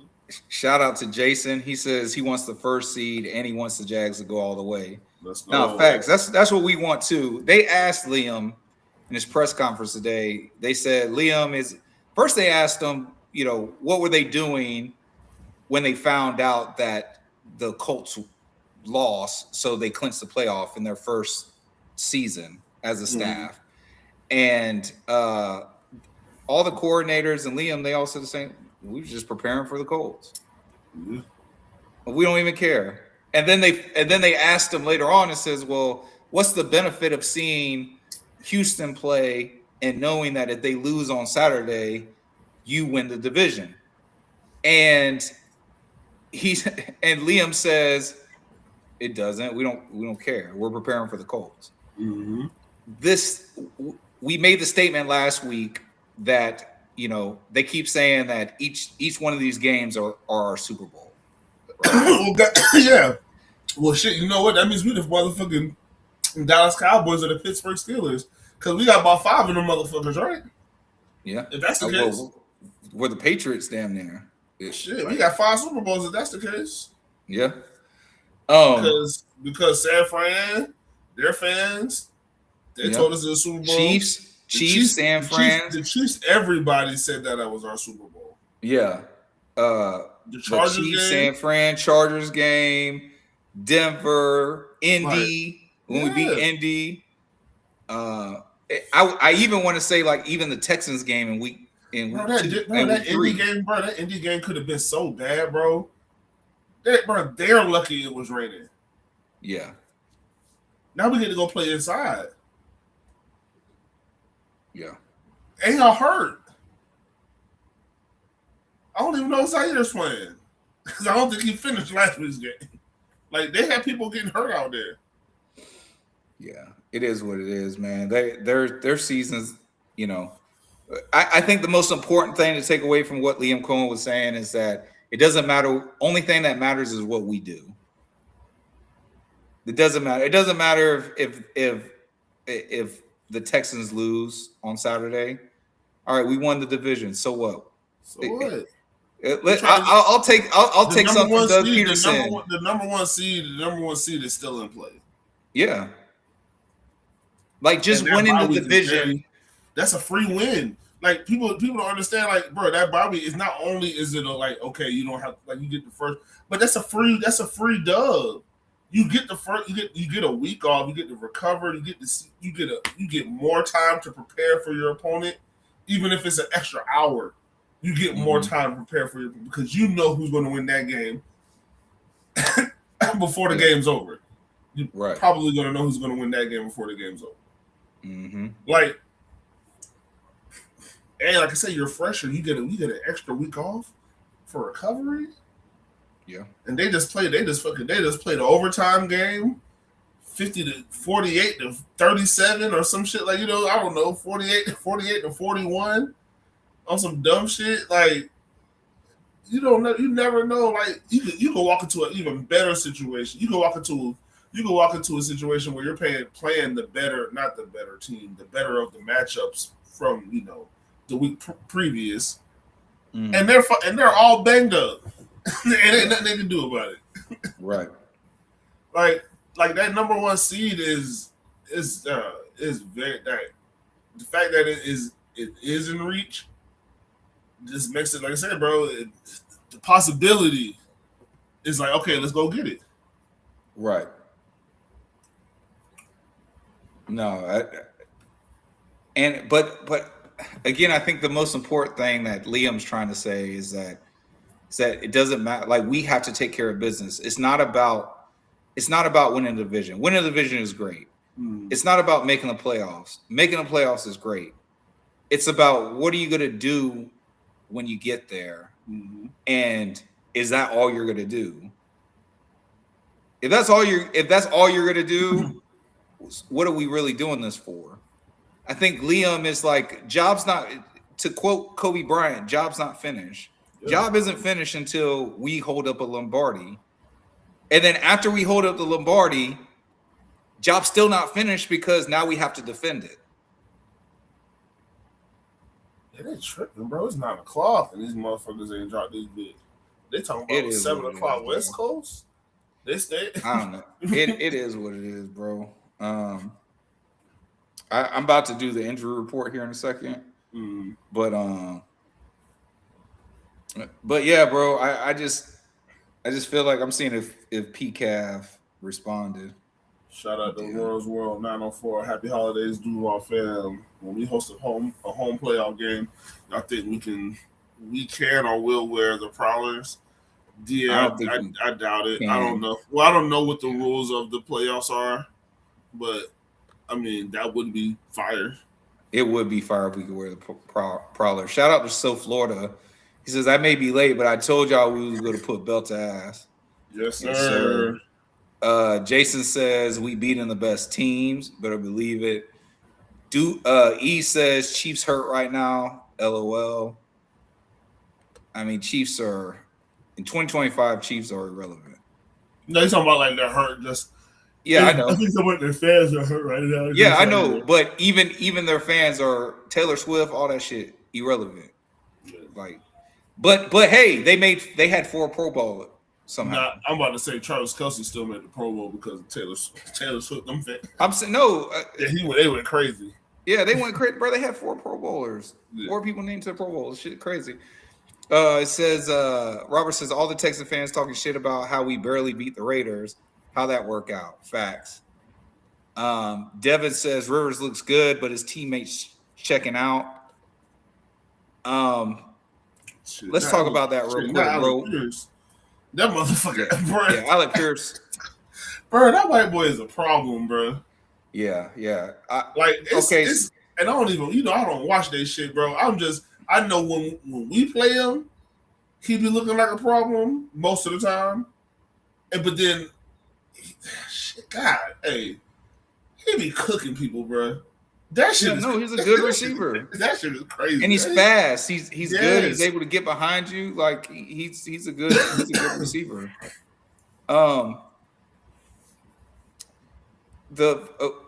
Let's talk about Indy real quick, and then I'll do the injury list. So regardless of what's happening, Indy is another must win. We got to go in here. It's a division game. We got to go into Lucas Oil Stadium, and we have to beat the brakes off of Indy. Jay, you said it a couple weeks ago, like we're gonna have to be the ones to sit Phillip Rivers down. Do you still feel like that? Yeah.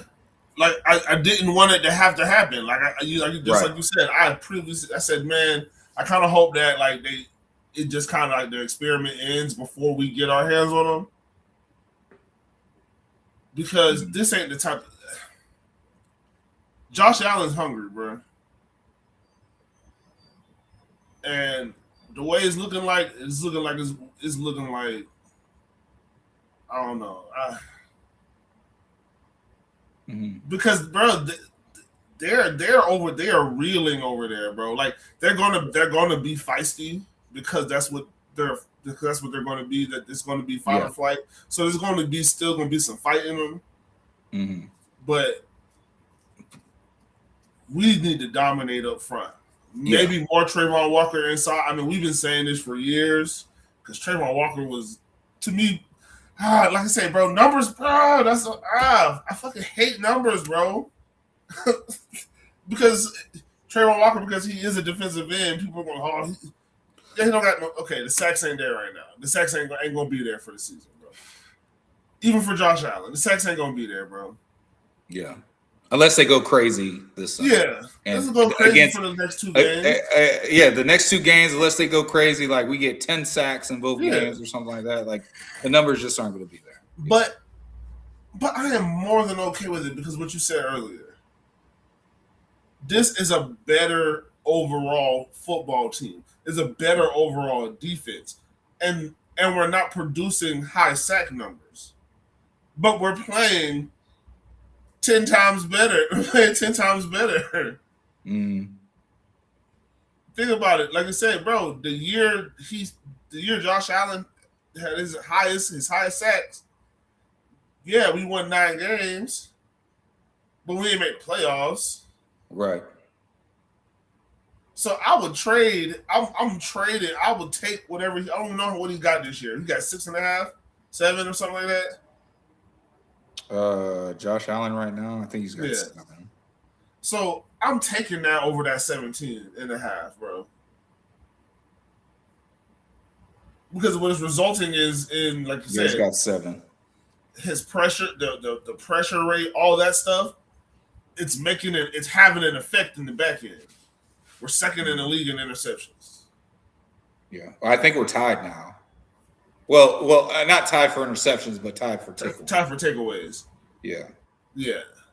But either way, tied for number 1 overall in takeaways, and number 2 in purely interceptions. Like and it has a lot to do. That has a lot to do with the rush, bro. It has a lot to do with the rush. Stopping the run too. Yeah. You're forcing teams to have to throw. They can't do nothing. They still don't have a 100-yard rusher. Because I don't think he got over 100 yards, did he? I feel like they did. Hold on. Let me look. They had 100 yards as a team. Yeah, maybe as a team. But I don't think. Harvey had the 30-yard run. So yeah, he had. Wait, what the fuck? Okay, he only had 50 against us. Mm-hmm. So yeah, no, we still haven't allowed a 100-yard runner. So we're forcing teams to throw. They can't run. You know what I'm saying? They can't run. Yeah. They can't run. We're running. We're filling those gaps better. They're playing better. They're playing better games and stunts up front on D. Like I said, those numbers ain't going. Fuck the numbers, dog. Stack W's, bro. Intangibles. These are things that you don't measure. Right. Let's win football games, bro. There's ways to win football games, bro. I'm a proponent of winning by any means necessary, dog. I've played on basketball teams on AAU where AAU teams are always looking like people look at our team like, man, how are they gonna win, bro? Like, because we know how to play well together. Like, we're all good, yes, but there's no superstar out here. Like, that's just because of how our team is. But anybody can be a superstar on any given day because of how we play. Right. And but the thing is, translating to this, we have a superstar. Yeah. But he's gonna be a superstar, and he's also gonna allow everybody else to do. He's gonna trust and believe that everybody else around him. He's not gonna overcompensate and say, "Oh, this guy can't do this thing. He can't do this." He's gonna continue to show trust in his teammates, which is crazy.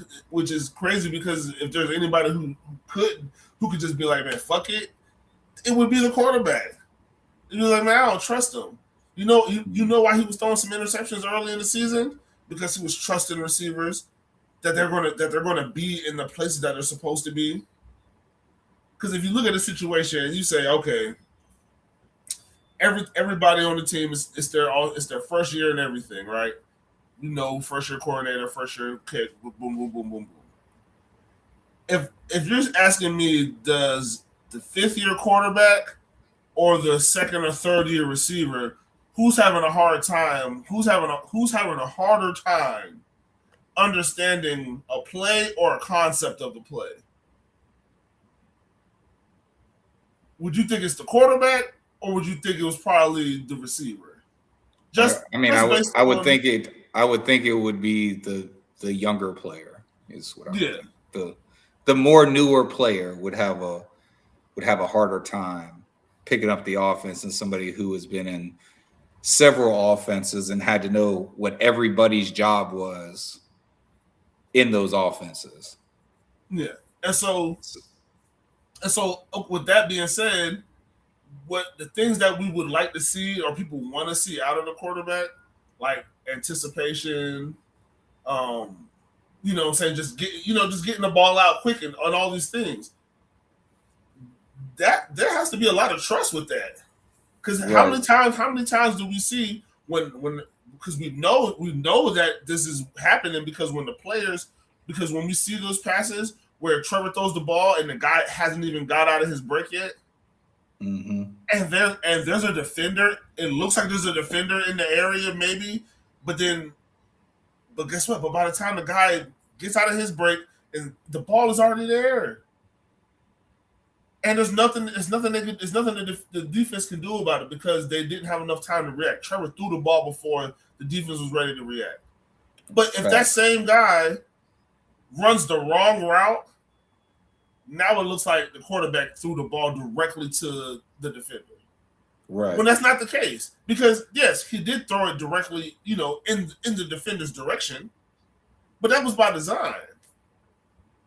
We don't know that Tim Patrick wasn't supposed to keep running up the goddamn field and that he was supposed to goddamn cut out. So when the quarterback throws the ball and he's like, God damn, and then he throws his hands up in the air, it's like, what the fuck? Yeah, because you weren't supposed to do that. Right.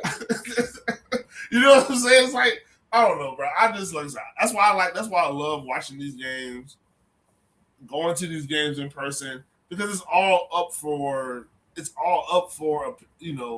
interpretation. We don't know. Only Trevor Lawrence and Liam Cohen and that offense know what the fuck was supposed to happen out there and whose fault it is out there for real. The thing is, it's not they're not worried about fault. They don't have time to be worried about blame or fault. We got to get into this next play. Right. We as fans get caught up in it. Right. They gotta figure it out on the fly. Yeah. I just want to touch on my point on Phillip, and then we can go to injuries, and then we can do scores. You know, you and I had an off-air conversation about Phillip Rivers, and obviously I think that we can beat the Colts. But I say that with a warning. Phillip Rivers literally runs Shane Steichen's offense at the school that he coaches at. Mm-hmm. Okay. He knows Shane Steichen offense in and out. He knows Shane Steichen offense the same way Shane Steichen knows the offense. Yeah, they say he talked. Okay. They say he was talking to him every week. Because of the reason that when he's running the offense, and he's letting, and Shane Steichen is giving Phillip Rivers the wrinkles, any new wrinkles that they're adding every week. He's giving that to, they're having ongoing conversation, which I really think is cheating. But it's tampering. I don't think so. You're using the offense. I don't know. I don't know. So I won't actually give my opinion on it. I don't know. But what I do know is that the fact that they both know the offense so well, and this was part of the bet, which is why I brought up my dog asking me for advice, and I told him this. I was like, the first week it was Phillip Rivers' first week in the offense. He only threw for 120 yards. I said, don't think that that's going to be the case this week. And you saw, bro, they threw the ball the first 8 times. Go down there and score. Or I'm sorry, not the first 8 times, but they threw the ball 8 times on that drive. And I think they only ran it twice. But they were throwing the ball a lot more, and he was targeting downfield. Now, Phillip Rivers obviously doesn't have the arm strength to throw it as far as he used to, but he can still get the ball down the field a bit. You know what I'm saying? How many attempts did he have? I don't know if you have that. He had, hold on. But my point is that I can find it. Don't worry about it. I got it. No, I got it right here. Dog. Let's see. 35. San Fran, he was 23 of 35. So he threw the ball 35 times. Yeah. 12 incompletions. But my point is that actually something you just said, it doesn't surprise me if Phillip Rivers and Shane Steichen are going over this offense and saying, hey, I don't have the mobility. We need to put wrinkles in here so I can get the ball out quicker. Right? And that's what they did. And look at the result. Yep. Honestly, if he had more power in his arm, that game might have been totally different. Because until the end of the game when he pressed, Phillip Rivers was reading that defense like a book. Mm-hmm. He was changing protections. He was putting the ball where it was supposed to be, where the open man was going to be. For the most part, he was keeping it out of harm's way. I think Phillip Rivers in this offense, as long as they can keep him upright and trust and believe they're going to do everything possible to keep him upright, Phillip Rivers can be dangerous. And Phillip Rivers can hurt you. With that being said, the defense, Campanelli, don't send the blitz. Keep as many people out in coverage as possible. Yeah, but that zero blitz shit, that zero blitz shit might work a little bit, but he's good. He's getting the ball out of his hands. He's getting the ball out too quick. That's what I'm saying. I hate that zero blitz. I hate it, bro. You know what's gonna happen.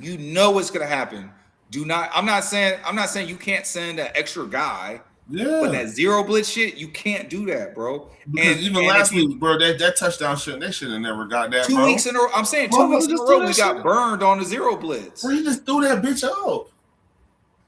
He literally just threw that bitch up, bro. He lost. Bro, I thought he threw it out of bounds. Yeah, I told you when I was watching, I was like, I could have sworn that ball was going out of bounds. It was a fucking moon ball. Yeah.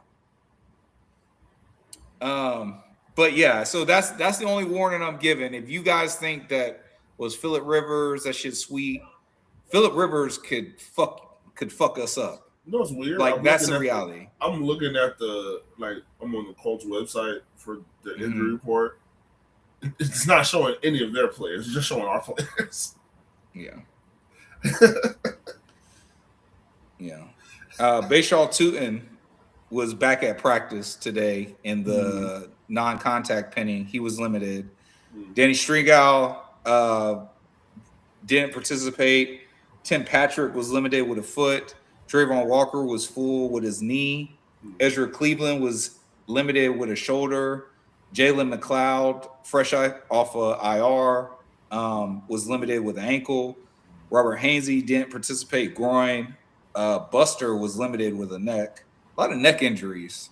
I mean, yeah, bro. He was in a car. He was in a car crash. Yeah. Patrick earlier. Patrick McCarry did not participate back. Jordan Lewis didn't participate foot.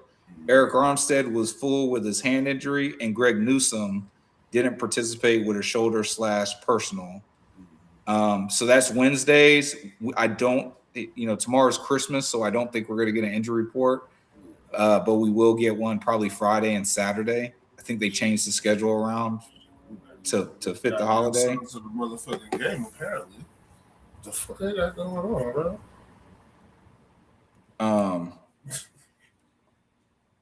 But hold on. Oh, 4 minutes ago. How long is it, bro? Because it's almost 9:30. 21 minutes.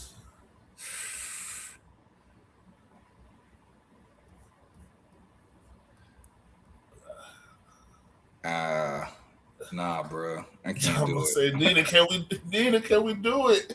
I can't do it, dog. I can't do it. I got Christmas breakfast and stuff I gotta go to in the morning. I can't be on here till 10. Can't do that, dog. It would be 9:40. But I got you, oh man. My god. It's all good. Hey man, listen, check out Sounds of the Game. Maybe we'll do a reaction to it and just record it and put it out there. But y'all check, if Sounds of the Game is out, please check out Sounds of the Game. I know it's gonna be fire. Jags are favored. We're at Indy, but we're favored -6.5, and the over/under is 47.5. What you got, Jay? Yeah, bro. Another buck ass. Another buck ass, bro. I'm taking over. Bro, you see so Florida. Oh no, I'm not looking. I'm looking at the notes. I'm not looking at the chat right now. I pulled it up. Okay. He talking about, come on, J.I.M.B.O. Hey man, listen, I got other people that know you, man. I gotta respect them too. Hey, listen, it's not my fault. It's not you. Listen, you gotta blame the Jaguars. It Sounds of the Game. They're 2.5 hours late.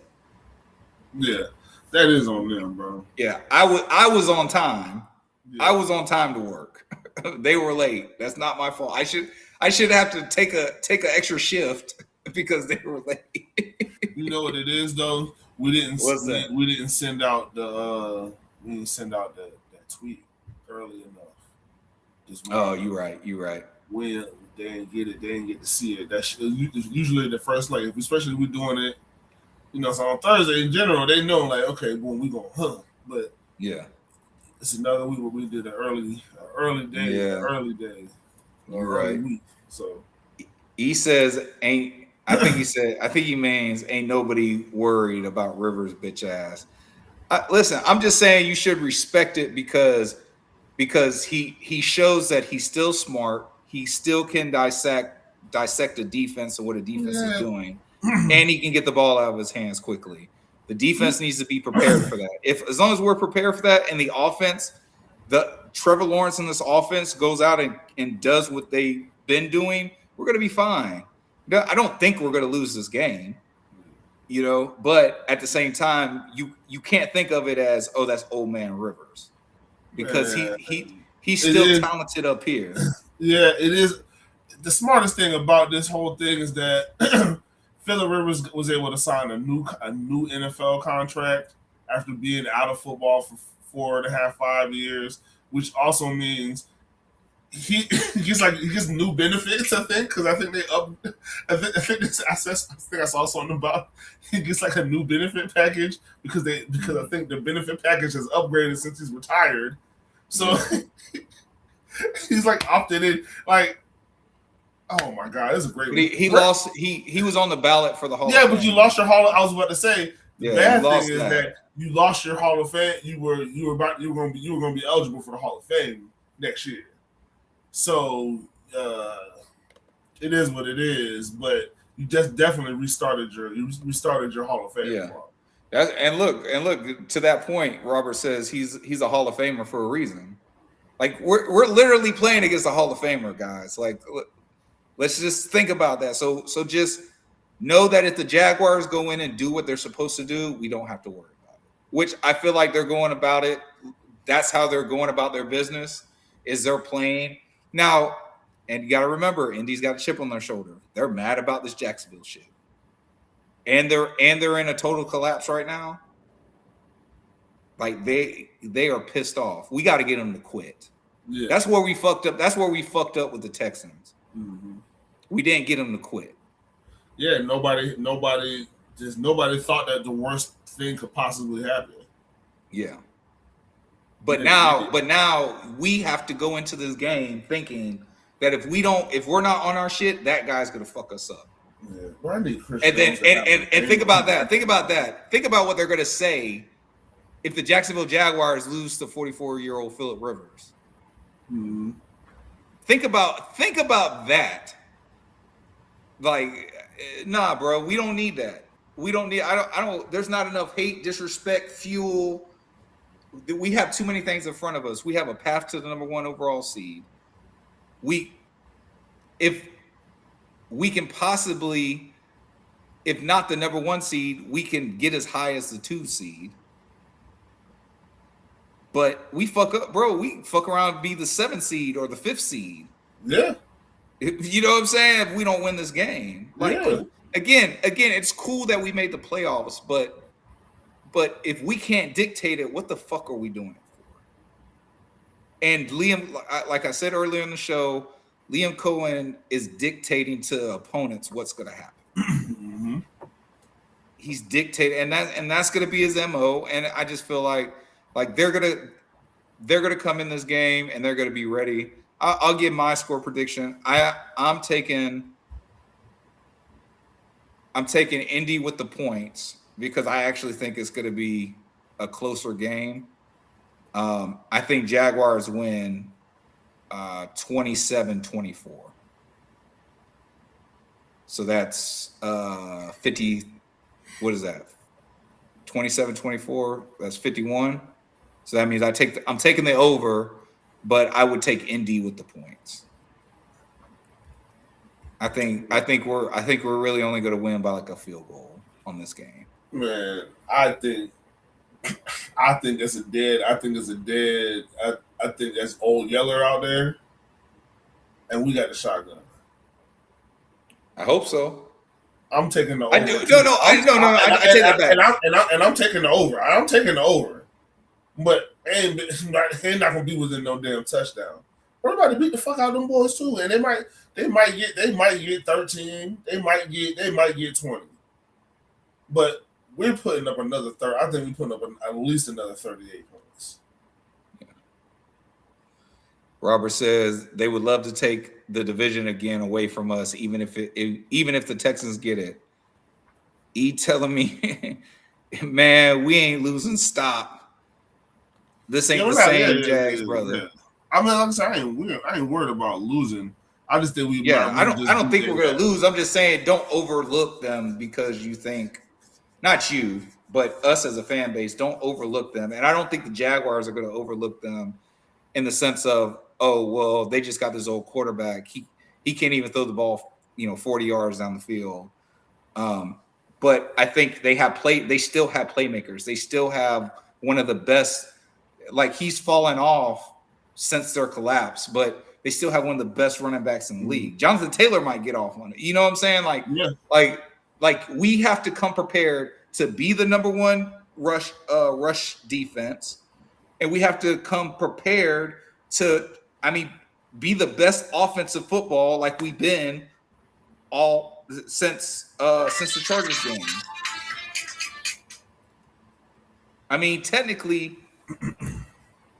Technically since the Raiders game, but as far as like blowing people out, since the Chargers game. Like that's what we have to do. We have to be the best offense. I just think we take the ball. I just think we take the ball away on defense again, and I think it's one of those. It might be one of those 3 to 5 takeaway. Well, maybe, but see, the only problem with that is that he's getting the ball out of his hands quickly, and that's because for the most part, he knows that he's got an open receiver wherever he's going to throw it, even if it's going to be a check down. Yeah, but when you fall behind, just like any other, just like all the rest of these teams that we had to play, when they fall behind, now they got to throw the ball. And but you can't just. They're gonna take chances with it, bro. Yeah. And the takeaways don't have to be interceptions. It could be 2 sack fumbles and a pick. Like I think, we got to get to him. We got to get to him. Yeah, we got to get to him. But at a certain point, I think I believe that because we've kind of changed our game plan. Like we've never really done the same thing twice. And I think I said that when we got to like close to bye week. It's like I'm liking what I'm seeing because we're attacking teams. We're attacking teams' weaknesses. We're not just coming in with we're not just like coming in with a game plan and then sticking with the game plan if it looks like it's not working or if it looks like there is a better game plan. Right. Like even last week we started the game off. We tried to get the ball to Jacoby Myers and BTJ early. Bro, they was trying to scrap him down, but that's what they wanted. That's what they were leaning into. Denver leaned into, well, if we're gonna lose, it's gonna be obviously it's gonna have to be to Britton Strange and Parker Washington, just based on how they were guarding and defending BTJ and Jacoby Myers. Right. Problem is, them ain't scrubs on the other side. Like of those guys, you're just gonna leave guys on you're gonna leave Parker Washington on the I think they say Riley Moss is the number 1 or number 2 most targeted corner in the entire league. Yeah. Yeah, we targeted the fuck out his ass. Why the fuck are we gonna throw at Pat Surtain? We don't have to. Right.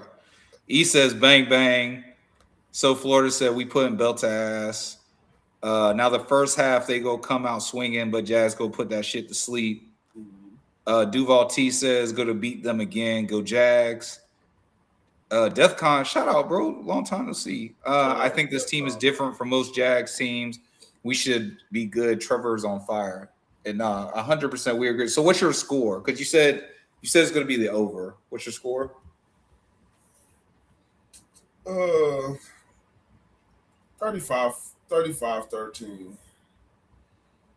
35. Okay, that's 48. Okay, so another 30 piece. Yeah, I think that's possible. I think that should be the baseline for our team right now. I mean, it's looking like it is, but I think that should be the baseline of our team. We've seen an efficient Trevor or a Trevor playing well. We're going to get 30 points. Yeah, we've seen it this year. We've seen it even with Doug Peterson for a stretch. Like a good Trevor, we're going to get 30 points. Yeah. So I think we should be doing our baseline shit and getting our 30 points. Like it should be normal every week that we're scoring 31 to 38, 40 points. Like at some point it has to turn into that if we want to be that kind of offense. And like I said, we talk about him coming into his own. Like this shit's scary, bro. This shit, people should be very afraid of what the fuck is about to happen because this is year 1 in this system. Yeah. Yeah. No. Okay. So Bro, the simple Jay's thing- got him 35-13 Yeah. Jags, and he's taking the. So what he's saying is he's taking Jags as the favorites at -6.5, and he's pounding the over with a score 35-13 for a total of 48 points. I'm saying I'm taking the Jags to win, but if I'm taking points, I'm taking Indy -6.5, and I'm taking the under because I think the score is going to be. I'm sorry, I'm taking the over. I'm also taking the over, but I think the score is going to be a lot closer at 27-24 Jags. Real quick, Daryl says 38-17 Jags. So he's got the Jags winning by 21. Damn. DEFCON says Trevor will be sitting by the fourth quarter. That would be awesome. That would be awesome to see. And this is one last thing. Like, we got to realize, like, even if the Texans lose, you guys got to realize we can't sit nobody week 18. If we win, Texas lose, we can't sit nobody week 18 because the 1 seed's still in play. The 2 seed's still in play, depending on what the Patriots and the Broncos do this week. Yeah. But let's just say, assuming that if they win, or even if they lose, let's say they both lose this week and we automatically jump to the 1 seed. We can't rest nobody because if we lose, then they get it right back. Yep. You get what I'm saying? So, like, we're gonna have to play hard, and I think that's the important thing. Try to get to that one seed slot, play hard so you can go on the bye, so you can get the bye, rest up, and get your plan and get your game plan together, and then you could just run the table because I think the Jaguars, the 49ers, the Seahawks, the Rams, the Broncos, and the Patriots. I think, and I say the Patriots loosely because I mean, they've had most of their wins come from a really, really easy schedule. Mm-hmm. Like, that's just the bottom line. The majority of their wins come from an easy. I want to say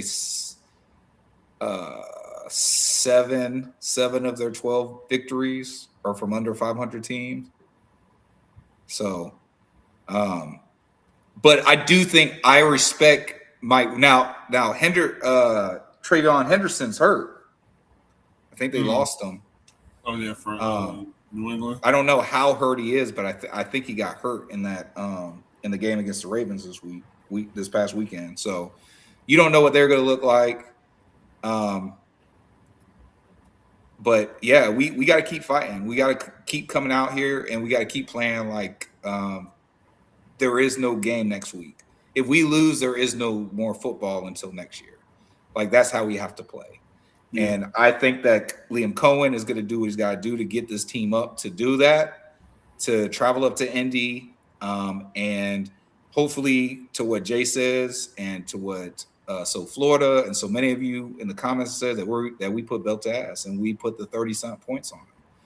You know, but I do think that Indy has a chip on it. I mean, you heard Zaire. We don't know if Zaire's playing, to your point, but you heard Zaire like, hey, they got to see it. We got to see him again, and they're in Indy. And I mean, honestly, outside the mobility and maybe arm strength, Phillip Rivers is technically a better quarterback than Daniel Jones. So, you know, just got to be wary, but you got to go in there and take care of business, man. Shout out Cheyenne. We know what's up, but it came up too late, man, and we got to get out of here. And with that said, that's your host, Agent J. Yeah. And y'all rock with your boy, J to the I to the M-B-O. And we are out of here.